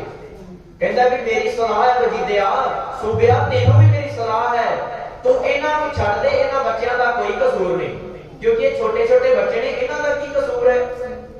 ਉਹ ਨਵਾਬ ਮਲੇਰਕੋਟਲੇ ਨੇ ਹਾਂ ਦਾ ਨਾਰਾ ਮਾਰਿਆ। ਅੱਜ ਵੀ ਉਹ ਵੇਖ ਲਓ, ਉਹਨੂੰ ਅੱਜ ਵੀ ਯਾਦ ਕੀਤਾ ਜਾਂਦਾ ਹੈ। ਅੱਜ ਵੀ ਮਲੇਰਕੋਟਲੇ ਦੇ ਵਿੱਚ ਉਹਦੀ ਜਗ੍ਹਾ ਬਣੀ ਹੋਈ ਹੈ, ਅੱਜ ਵੀ ਉਹਨੂੰ ਸਲਾਮਾਂ ਕੀਤੀਆਂ ਜਾਂਦੀਆਂ ਨੇ, ਪੂਜਿਆ ਜਾਂਦਾ, ਕਿਉਂਕਿ ਇੱਕ ਨਵਾਬ ਮਲੇਰਕੋਟਲੇ ਨੇ ਉਸ ਸਮੇਂ ਹਾਂ ਦਾ ਨਾਰਾ ਮਾਰਿਆ ਸੀ। ਸੂਬੇ ਨੂੰ ਨੇ ਆਖਿਆ ਸੀ ਵੀ ਇਹਨਾਂ ਨੂੰ ਛੱਡ ਦੇ, ਇਹਨਾਂ ਨੂੰ ਛੱਡ ਦੇ, ਇਹਨਾਂ ਬੱਚਿਆਂ ਦਾ ਥੋੜਾ ਕਸੂਰ ਹੈ ਕੋਈ। ਪਰ ਜਦੋਂ ਫਿਰ ਨਵਾਬ ਮਲੇਰਕੋਟਲੇ ਨੇ ਇਦਾਂ ਕਹਿ ਦਿੱਤਾ, ਤੇ ਫਿਰ ਜਦੋਂ ਉਹ ਵਜੀਦਾ ਕਹਿੰਦਾ ਹੈ, ਵਜ਼ੀਰ ਖਾਂ ਕਹਿੰਦਾ ਹੈ, ਕਾਜ਼ੀ ਨੂੰ ਪੁੱਛਦਾ ਵੀ ਇਹਨਾਂ ਨੂੰ ਸਜ਼ਾ ਕੀ ਦਿੱਤੀ ਜਾਏ, ਕਿ ਮੰਨਦੇ ਤੇ ਹੈ ਨਹੀਂ। ਤੇ ਕਾਜੀ ਕਹਿੰਦਾ ਵੀ ਇਹਨਾਂ ਦੀ ਸਜ਼ਾ ਲਾਈਏ ਕਿ ਇਹਨਾਂ ਦਾ ਕਸੂਰ ਦੱਸੋ, ਕਸੂਰ ਤੇ ਕੋਈ ਹੈ ਨਹੀਂ, ਕਸੂਰ ਤੇ ਕੋਈ ਹੈ ਨਹੀਂ, ਸਜ਼ਾ ਕੀ ਲਾਈ ਜਾਏ।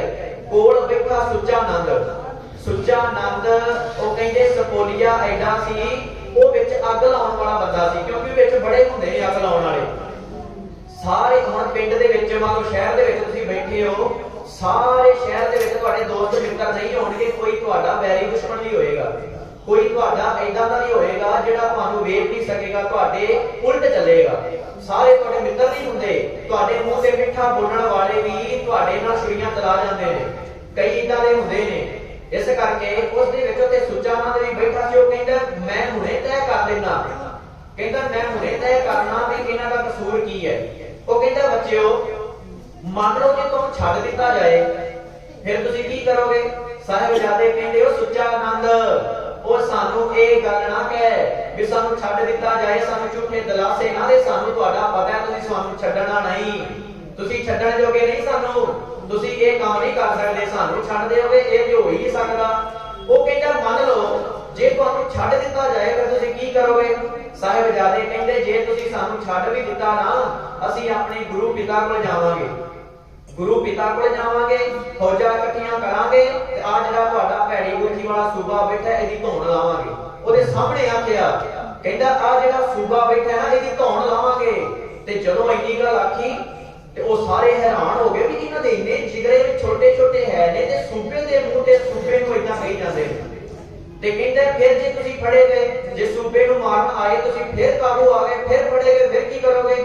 ਤੇ ਫਿਰ ਸਾਹਿਬਜ਼ਾਦੇ ਕਹਿੰਦੇ ਅਸੀਂ ਫਿਰ ਆਪਣੇ ਸਿੰਘਾਂ ਨੂੰ ਇਕੱਠੇ ਕਰਾਂਗੇ, ਅਸੀਂ ਸ਼ਸਤਰ ਵਿਦਿਆ ਅਸੀਂ ਧਾਰਨ ਕਰਾਂਗੇ, ਸ਼ਸਤਰ ਵਿਦਿਆ ਸਿੱਖ ਕੇ ਸਿੰਘਾਂ ਨੂੰ ਇਕੱਠੇ ਕਰਕੇ ਫੌਜ ਲੈ ਕੇ ਅਸੀਂ ਜਿੰਨਾ ਚਿਰ ਇਸ ਮੁਗਲ ਰਾਜ ਦੀ ਜੜ ਨਹੀਂ ਪੱਟੀ ਜਾਂਦੀ ਉਹਨਾਂ ਚਿਰ ਅਸੀਂ ਇਹਨਾਂ ਦੇ ਟਾਕਰੇ ਕਰੀ ਜਾਵਾਂਗੇ। ਓਏ ਸੋ ਨਿਹਾਲ,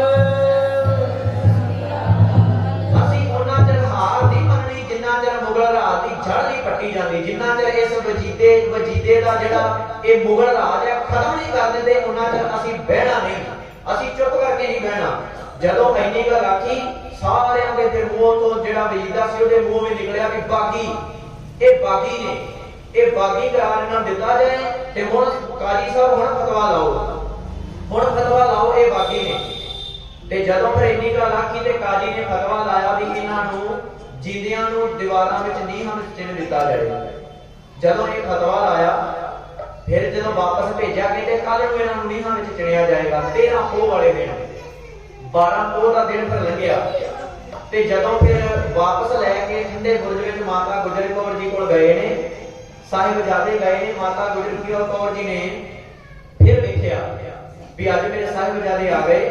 ਸਾਰੀ ਵਾਰਤਾ ਪੁੱਛੀ ਵੀ ਕੀ ਹੋਇਆ ਤੇ ਇਹਨਾਂ ਦੇ ਲੱਕਾਂ ਦੇ ਵਿੱਚ ਵੇਖਿਆ ਵੀ ਲੱਕ ਦੇ ਵਿੱਚ ਲਮਸਾਂ ਪਈਆਂ ਨੇ ਜਿਹੜੀਆਂ ਉਹਨਾਂ ਨੇ ਸ਼ਮਕਾਂ ਮਾਰੀਆਂ, ਤੂਤ ਦੇ ਸੋਟੀ ਨਾਲ ਜਿਹੜਾ ਸ਼ਮਕਾਂ ਮਾਰਦੇ ਨੇ ਉਹਨਾਂ ਦੀਆਂ ਉਂਗਲਾਂ ਸੜੀਆਂ ਵੇਖੀਆਂ, ਉਹਨਾਂ ਦੀਆਂ ਉਂਗਲਾਂ ਸੜੀਆਂ ਵੇਖੀਆਂ, ਉਹਨਾਂ ਦੇ ਮੱਥਿਆਂ ਤੇ ਜਿਹੜੇ ਰੋੜੇ ਵੱਜਦੇ ਨੇ ਉਹ ਵੇਖੇ। ਮਾਤਾ ਗੁਜਰ ਕੌਰ ਉਹ ਦਾਦੀ ਤੇ ਦਿਲ ਤੇ ਕੀ ਬੀਤੀ ਹੋਏਗੀ ਜਦੋਂ 7 ਤੇ 9 ਸਾਲ ਦੀ ਇੰਨੀ ਛੋਟੀ ਉਮਰ ਦੇ ਬੱਚਿਆਂ ਨੂੰ ਇੰਨੇ ਤਸੀਹੇ ਦਿੱਤੇ ਜਾਣ ਨੇ, ਉਹ ਦਾਦੀ ਦੇ ਦਿਲ ਤੇ ਕੀ ਬੀਤੀ। ਕਿਉਂਕਿ ਆਪਣੇ ਆਪਾਂ ਦਿਲ ਤੇ ਹੱਥ ਰੱਖ ਕੇ ਵੇਖੀਏ ਆਪਣੇ ਬੱਚਿਆਂ ਨਾਲ ਆਪਾਂ ਕਿੰਨਾ ਪਿਆਰ ਕਰਦੇ ਹਾਂ। ਜਦੋਂ ਸਾਡੇ ਬੱਚਿਆਂ ਦੇ ਉਹ ਬੱਚੇ ਹੋ ਜਾਂਦੇ ਨੇ ਫਿਰ ਆਪਾਂ ਪਤਾ ਕੀ ਕਹਿੰਦੇ ਆ, ਮੂਲ ਨਾਲੋਂ ਸਾਨੂੰ ਵਿਆਜ ਪਿਆਰ ਹੈ, ਕਿਉਂਕਿ ਆਪਣੇ ਪੁੱਤਰਾਂ ਨਾਲੋਂ ਜ਼ਿਆਦਾ ਅਸੀਂ ਆਪਣੇ ਪੋਤਰੇ ਪੋਤਰੀਆਂ ਨਾਲ ਪਿਆਰ ਜ਼ਿਆਦਾ ਕਰਦੇ ਹਾਂ, ਕਿਉਂਕਿ ਮੂਲ ਨਾਲ ਵਿਆਜ ਪਿਆਰਾ ਹੁੰਦਾ ਹੈ ਨਾ। ਇਸ ਕਰਕੇ ਆਪਣੇ ਪੋਤਰੇ ਪੋਤਰੀਆਂ ਨਾਲ ਜ਼ਿਆਦਾ ਸਾਡਾ ਪਿਆਰ ਪੈ ਜਾਂਦਾ ਹੈ ਤੇ ਅਸੀਂ ਉਹਨਾਂ ਨੂੰ ਸੰਭਾਲ ਕੇ ਰੱਖਦੇ ਹਾਂ।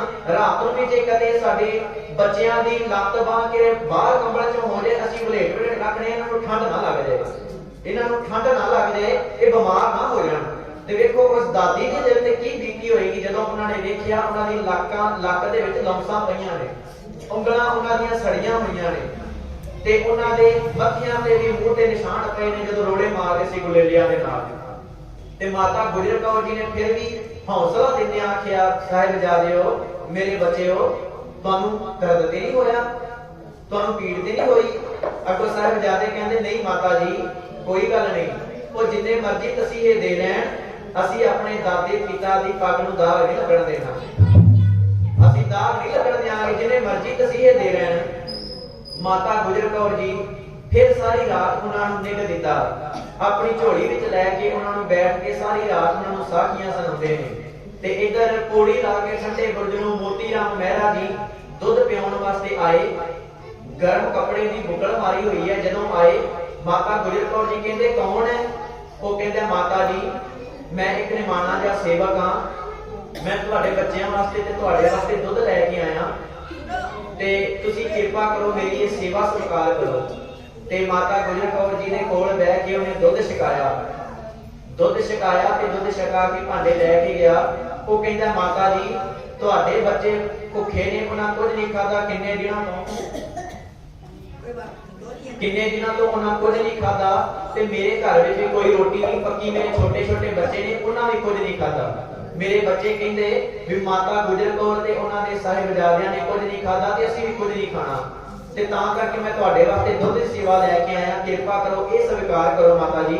ਫਿਰ ਦੁੱਧ ਛਕਾਇਆ, ਦੁੱਧ ਛਕਾ ਕੇ ਮੋਤੀ ਰਾਮ ਮਹਿਰਾ ਜੀ ਉਹ ਫਿਰ ਚਲੇ ਗਏ। ਉਹ ਮੋਤੀ ਰਾਮ ਮਹਿਰਾ ਜੀ ਦਾ ਸਾਰਾ ਪਰਿਵਾਰ ਬਾਅਦ ਵਿੱਚ ਮੁਗਲਾਂ ਨੇ ਕੋਲੂ ਵਿੱਚ ਪੀੜ ਕੇ ਸ਼ਹੀਦ ਕੀਤਾ ਸੀ। ਸਾਰਾ ਪਰਿਵਾਰ, ਉਹਦੇ ਬੱਚੇ ਵੀ ਸਾਰੇ ਕੋਲੂ ਵਿੱਚ ਪੀੜ ਕੇ ਸ਼ਹੀਦ ਕੀਤੇ ਸੀ ਵੀ ਤੂੰ ਦੁੱਧ ਕਿਉਂ ਪਿਆਇਆ ਜਾ ਕੇ। ਉਹਨਾਂ ਨੂੰ ਇੰਨੀ ਸਜ਼ਾ ਦਿੱਤੀ ਗਈ ਸੀ। ਤੇ ਸਾਧ ਸੰਗਤ ਜੀ ਜਦੋਂ ਫਿਰ ਉਹ ਦੁੱਧ ਪਿਆ ਕੇ ਗਿਆ, ਅਗਲਾ ਦਿਨ ਹੋਇਆ 13 ਪੂਰ ਦਾ ਦਿਨ ਚੜਿਆ। ਸਿਪਾਹੀਆਂ ਦੇ ਪੈਰਾਂ ਦੀ ਆਵਾਜ਼ ਆਉਂਦੀ ਹੈ।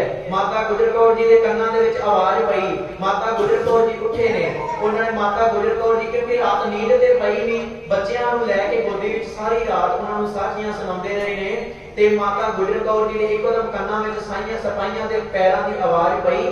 ਮਾਤਾ ਗੁਜਰ ਕੌਰ ਜੀ ਸੋਚਣ ਲੱਗ ਪਏ ਅੱਜ ਦਾ ਦਿਨ ਜਿਹੜਾ ਹੈ ਨਾ ਇਤਿਹਾਸ ਵਿੱਚ ਲਿਖਿਆ ਜਾਏਗਾ, ਅੱਜ ਦਾ ਦਿਨ ਨਵਾਂ ਇਤਿਹਾਸ ਰਚੇਗਾ। ਸਿਪਾਹੀ ਲੈਣ ਆਏ ਨੇ। ਮਾਤਾ ਗੁਜਰ ਕੌਰ ਜੀ ਨੇ ਕਈ ਇਤਿਹਾਸਕਾਰ ਕਹਿੰਦੇ ਪਾਣੀ ਨਾਲ ਮੂੰਹ ਧੋਏ। ਉਸ ਸਮੇਂ ਪਾਣੀ ਕਿੱਥੇ ਮਿਲਦਾ ਸੀ? ਕੱਪੜੇ ਦੇ ਨਾਲ ਮੁੱਖ ਜਿਹੜੇ ਸਨ ਸਾਹਿਬਜ਼ਾਦਿਆਂ ਦੇ ਸਾਧ ਕੀਤੇ। ਉਹਨਾਂ ਨੂੰ ਜਿਹੜੇ ਇੱਕ ਇੱਕ ਚੋਲਾ ਸੀ ਨੀਲੇ ਰੰਗ ਦੇ ਚੋਲੇ ਸਨ। ਮਾਤਾ ਗੁਜਰ ਕੌਰ ਜੀ ਦੇ ਕੋਲ ਗਠੜੀ ਦੇ ਵਿੱਚ ਉਹ ਚੋਲੇ ਉਹਨਾਂ ਨੂੰ ਉਹ ਪਵਾਏ, ਤਿਆਰ ਕੀਤਾ। ਪਿਆਰ ਦੇ ਨਾਲ ਉਹਨਾਂ ਦੇ ਚਿਹਰੇ ਚੁੰਮੇ। ਤੇ ਮਾਤਾ ਗੁਜਰ ਕੌਰ ਜੀ ਜਦੋਂ ਫਿਰ ਤੋੜਨ ਲੱਗੇ ਨਾ ਤੇ ਉਹ ਸਿਪਾਹੀ ਕਹਿੰਦੇ ਨੇ ਮਾਤਾ ਜੀ ਤੋੜੋ, ਆਪਣੇ ਬੱਚਿਆਂ ਨੂੰ ਤੋੜ ਲੈ। ਤੇ ਮਾਤਾ ਗੁਜਰ ਕੌਰ ਜੀ ਨੂੰ ਵੀ ਪਤਾ ਸੀ ਅੱਗੇ ਤੇ ਮੇਰੇ ਲਾਲ ਮੁੜ ਕੇ ਆ ਜਾਂਦੇ ਸਨ, ਅੱਜ ਮੇਰੇ ਲਾਲਾਂ ਨੇ ਮੁੜ ਕੇ ਨਹੀਂ ਆਉਣਾ। ਤੇ ਮਾਤਾ ਗੁਜਰ ਕੌਰ ਜੀ ਨੇ ਬੜੇ ਪਿਆਰ ਦੇ ਨਾਲ ਉਹਨਾਂ ਦੇ ਮੁਖ ਚੁੰਮੇ। ਆਪਣੀ ਨੂੰਹ ਜੀਤਾਂ ਨੂੰ ਯਾਦ ਕੀਤਾ। ਮਾਤਾ ਜੀਤ ਕੌਰ ਜੀ ਜਿਨ੍ਹਾਂ ਦੇ ਬੱਚੇ ਸਨ, ਮਾਤਾ ਜੀਤ ਕੌਰ ਨੂੰ ਯਾਦ ਕੀਤਾ ਕਿਉਂਕਿ ਸਾਡੇ ਘਰ ਦੇ ਵਿੱਚ ਮੰਨ ਲਓ ਕੋਈ ਖੁਸ਼ੀ ਹੋਵੇ ਤੇ ਜਿਹੜਾ ਘਰੋਂ ਜੀ ਚਲਿਆ ਗਿਆ ਹੋਵੇ ਜਾਂ ਫਿਰ ਕੋਈ ਘਰ ਤੋਂ ਬਾਹਰ ਰਹਿੰਦਾ ਹੈ, ਆਪਾਂ ਯਾਦ ਕਰਦੇ ਆ ਨਾ ਫਲਾਣਾ ਸਾਡਾ ਜੀ ਇੱਥੇ ਹੁੰਦਾ ਤੇ ਉਹ ਵੀ ਕਿੰਨਾ ਖੁਸ਼ ਹੁੰਦਾ, ਘਰ ਦੇ ਵਿੱਚ ਖੁਸ਼ੀ ਦਾ ਮਾਹੌਲ ਹੈ। ਤੇ ਜਾਂ ਫਿਰ ਮਾਤਾ ਗੁਜਰ ਕੌਰ ਜੀ ਨੇ ਸੋਚਿਆ ਕਹਿੰਦੇ ਜੀਤਾ ਤੂੰ ਵੀ ਜੇ ਅੱਜ ਜਿਉਂਦੀ ਹੁੰਦੀ ਤੇ ਆਪਣੇ ਬੱਚਿਆਂ ਦਾ ਇੱਕ ਵਾਰੀ ਜਾਂਦੀ ਵਾਰ ਮੁਖ ਵੇਖ ਲੈਂਦੀ। ਤੂੰ ਜੇ ਜਿਉਂਦੀ ਹੁੰਦੀ ਆਪਣੇ ਬੱਚਿਆਂ ਦਾ ਜਾਂਦੀ ਵਾਰ ਮੁਖ ਤੱਕ ਲੈਂਦੀ। ਅੱਜ ਤੇਰੇ ਪੁੱਤ ਲਾੜੀ ਮੌਤ ਵਿਆਹੁਣ ਚੱਲੇ ਨੇ। ਲੋਕਾਂ ਦੇ ਬੱਚੇ ਘੋੜੀਆਂ ਚੜ੍ਹਦੇ ਨੇ, ਲੋਕਾਂ ਦੇ ਬੱਚਿਆਂ ਦੇ ਵਿਆਹ ਹੁੰਦੇ ਨੇ। ਅੱਜ ਵੇਖ ਮੇਰੇ ਛੋਟੇ ਛੋਟੇ ਪੋਤੇ ਤੇਰੇ ਬੱਚੇ ਅੱਜ ਮੌਤ ਵਿਆਹੁਣ ਚੱਲੇ ਨੇ। ਵੇਖ ਧਰਮ ਲਈ ਇਹ ਕੁਰਬਾਨੀ ਕਰਨ ਚੱਲੇ ਨੇ। ਅੱਜ ਵੇਖ ਇਤਿਹਾਸ ਵਿੱਚ ਇਹ ਦਿਨ ਲਿਖਿਆ ਜਾਏਗਾ। ਅੱਜ ਚੱਲੇ ਨੇ ਮੌਤ ਵਿਆਹੁਣ ਲਈ, ਚੱਲੇ ਮੌਤ ਵਿਆਹੁਣ ਲਈ, ਚੱਲੇ ਮੌਤ ਵਿਆਹੁਣ ਲਈ। ਜੀਤਾ ਤੇ ਰਾਜ ਦੁਲਾਰੇ ਚੱਲੇ ਮੌਤ ਵਿਆਹੁਣ ਲਈ।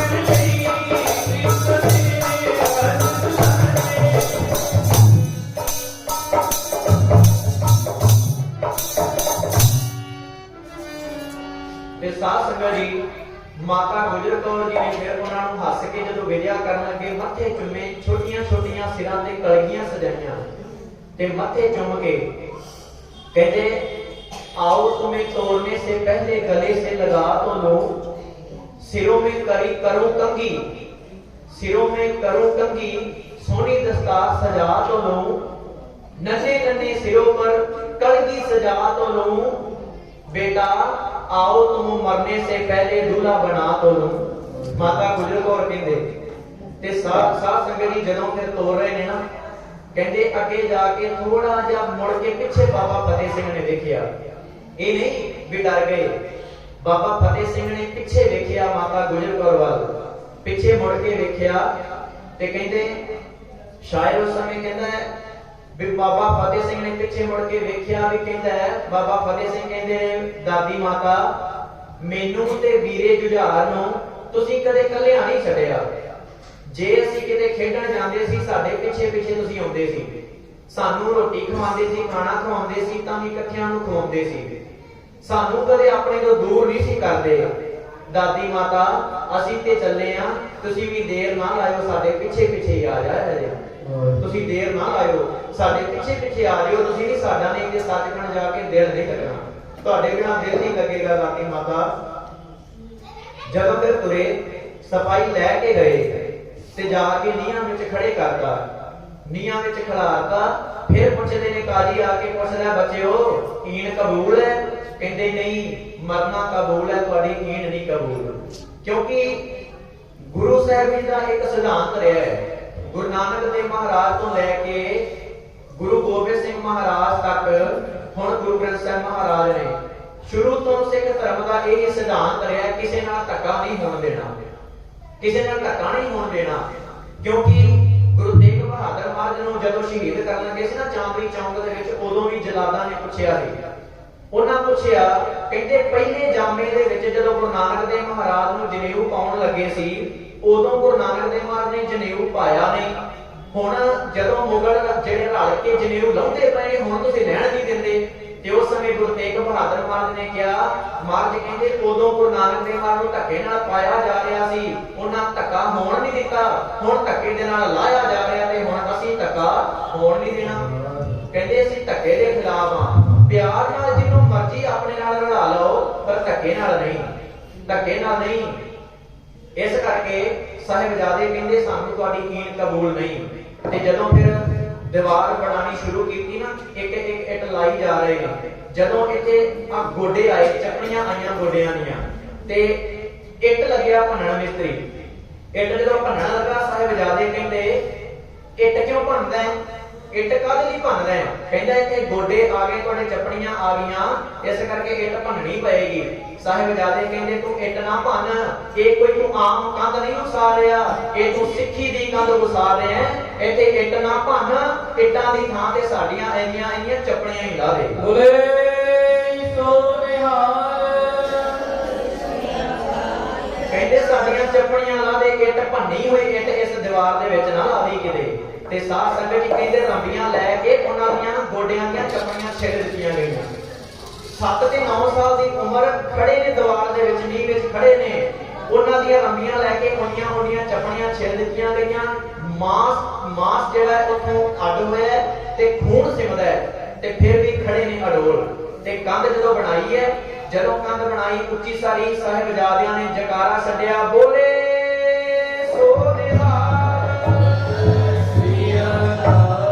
ਜਦੋਂ ਕਹਿੰਦੇ ਉਹਨਾਂ ਜਕਾਰਾ ਛੱਡਿਆ ਕੰਧ ਡਿੱਗ ਪਈ, ਕੰਧ ਤੋਂ ਸਹਾਰਿਆ ਨਹੀਂ ਗਿਆ, ਕੰਧ ਡਿੱਗ ਪਈ ਤੇ ਲਾਲ ਵੀ ਡਿੱਗ ਪਏ, ਕਿਉਂਕਿ ਗੋਡਿਆਂ ਤੇ ਵੀ ਪਹਿਲਾਂ ਉਹਨਾਂ ਚੱਪਣੀਆਂ ਛਿੱਲ ਦਿੱਤੀਆਂ ਸੀ, ਗੋਡਿਆਂ ਵਿੱਚੋਂ ਵੀ ਖੂਨ ਸਿਮਦਾ ਹੈ, ਸਾਹ ਵੀ ਘੁੱਟੇ ਗਏ। ਤੇ ਕਹਿੰਦੇ ਜਦੋਂ ਹਲੇ ਨੀਹਾਂ ਵਿੱਚ ਖੜੇ ਨੇ ਤੇ ਬਾਬਾ ਜੋਰਾਵਰ ਸਿੰਘ ਨਾ ਉਹਨਾਂ ਦੀ ਅੱਖਾਂ ਵਿੱਚ ਥੋੜਾ ਜਿਹਾ ਪਾਣੀ ਆਇਆ। ਛੋਟੇ ਬਾਬਾ ਫਤਿਹ ਸਿੰਘ ਕਹਿੰਦੇ ਨੇ 7 ਸਾਲ ਦੇ ਸਨ, ਬਾਬਾ ਫਤਿਹ ਸਿੰਘ ਕਹਿੰਦੇ ਨੇ ਵੀਰ ਜੀ ਤੁਸੀਂ ਡੋਲ ਗਏ ਹੋ, ਤੁਹਾਡੀਆਂ ਅੱਖਾਂ ਵਿੱਚ ਪਾਣੀ ਕਿਉਂ ਆਇਆ ਹੈ, ਤੁਸੀਂ ਘਬਰਾ ਗਏ ਹੋ? ਤੇ ਬਾਬਾ ਜੋਰਾਵਰ ਸਿੰਘ ਪਤਾ ਕੀ ਕਹਿੰਦੇ, ਨਹੀਂ ਫਤਿਹ ਸਿੰਘ ਮੈਂ ਘਬਰਾਇਆ ਨਹੀਂ। ਫਿਰ ਕਹਿੰਦੇ ਅੱਖਾਂ ਵਿੱਚ ਪਾਣੀ ਕਿਉਂ ਆਇਆ? ਕਹਿੰਦੇ ਮੇਰੀਆਂ ਅੱਖਾਂ ਵਿੱਚ ਪਾਣੀ ਤਾਂ ਆਇਆ ਕਿਉਂਕਿ ਤੂੰ ਛੋਟਾ ਹੈ, ਤੂੰ ਮੇਰੇ ਤੋਂ ਦੁਨੀਆ ਵਿੱਚ ਬਾਅਦ ਵਿੱਚ ਆਇਆ, ਪਹਿਲਾਂ ਮੇਰਾ ਜਨਮ ਹੋਇਆ, ਬਾਅਦ ਵਿੱਚ ਤੇਰਾ ਜਨਮ ਹੋਇਆ, ਦੁਨੀਆ ਵਿੱਚ ਤੂੰ ਮੇਰੇ ਤੋਂ ਬਾਅਦ ਵਿੱਚ ਆਇਆ ਹੈ, पर तू छोटा है, तेरा साह छेती घुटिया जाएगा जदों दीवार बनेगी, तेरा साह छेती घुटिया जाएगा। मैनू इस गल का दुख लग रहा है, तू मेरे बाद विच दुनिया विच आया है, पर तू दादे पिता की गोद विच मेरे तो पहला जाएगा। मैनू ये गल का बड़ा अफसोस हो रहा है, मेरे तो पहला जाएगा। ते कहते बाबा फतेह सिंह कहने लगे, वीर जी ये गल ना कहो। बाबा फतेह सिंह ने अपने पैरों थले भी 2 ईटा रख लईआं ते बाबा जोरावर सिंह दे बराबर हो गए। कहते लै वीर जी हुण आपां दोने इकट्ठे ही जावांगे दादे पिता दी गोद दे विच, मैं पहला नहीं जावांगा, हुण इकट्ठे ही जावांगे। कहते फिर जदों दीवार डिगी ते कहते थोड़े थोड़े साह चलदे ने ते कोल आके ओ काजी ने वजीर खान ने पूछया, वजीर खान कहंदा है हुण बोलो, हुण भी तुहानू ईण कबूल है या नहीं कबूल, तुहानू छड़ दिता जाएगा, तुहानू हुण भी बख्श दिता जाएगा।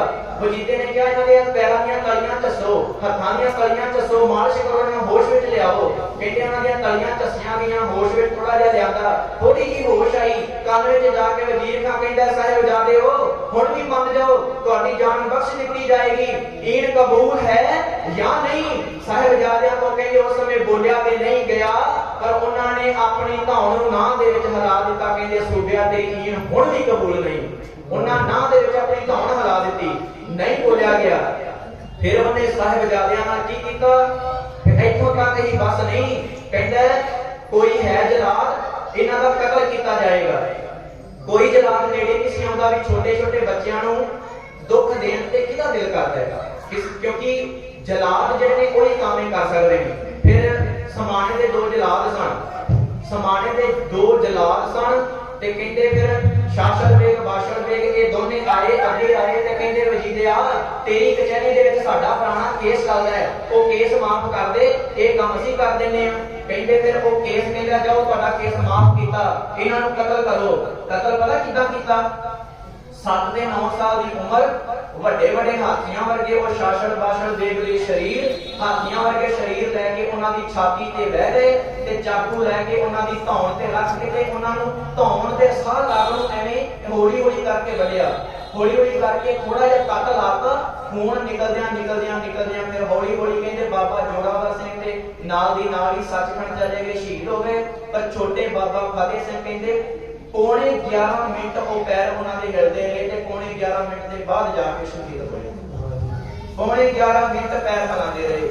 और देखो 7 ते 9 साल की उम्र उन्होंने शरीर पे ने। मोती राम मेहरा जी अज फिर दुख प्यान गए, माता गुजर कौर कहते पुत्रा मोती बेपुत्रा अगे तो मेरे साहिबजादे मेरे पोते आ जाते सी, अज मेरे पोते आए नहीं, अज मेरे पोते आए नहीं, मेरे पोते किथे रह गए, अज क्यों नहीं आए।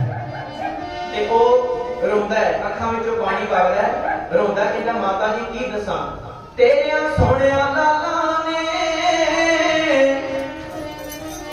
हुण तां मुड़ के कदे नहीं आउणा।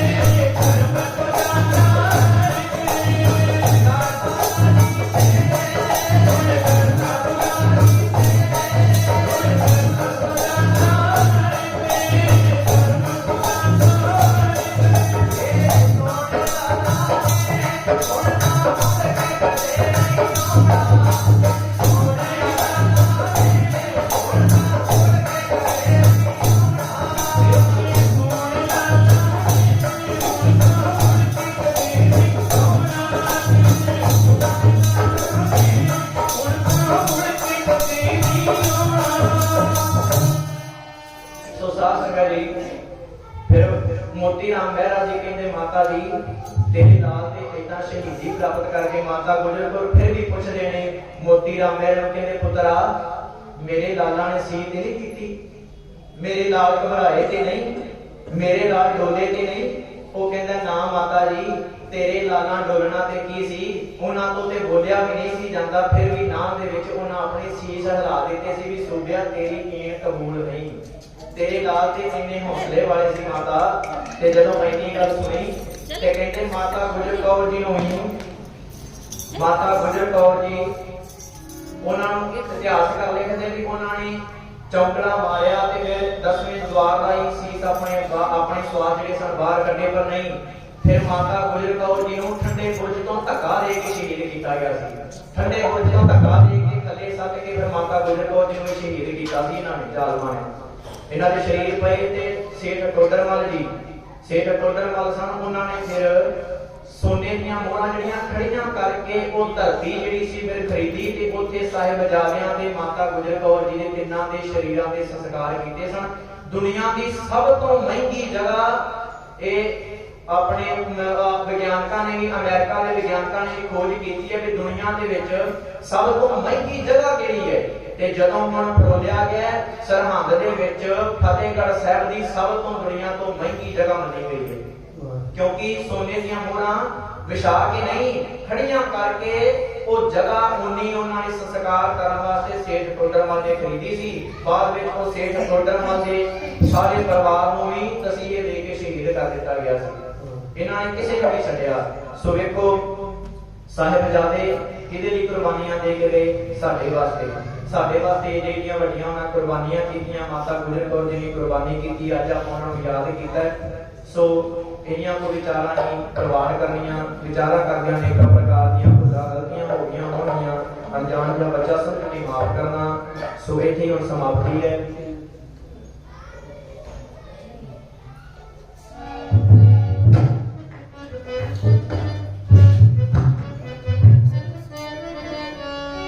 श्री हरे कृष्ण ध्याय, श्री हरे कृष्ण ध्याय, श्री हरे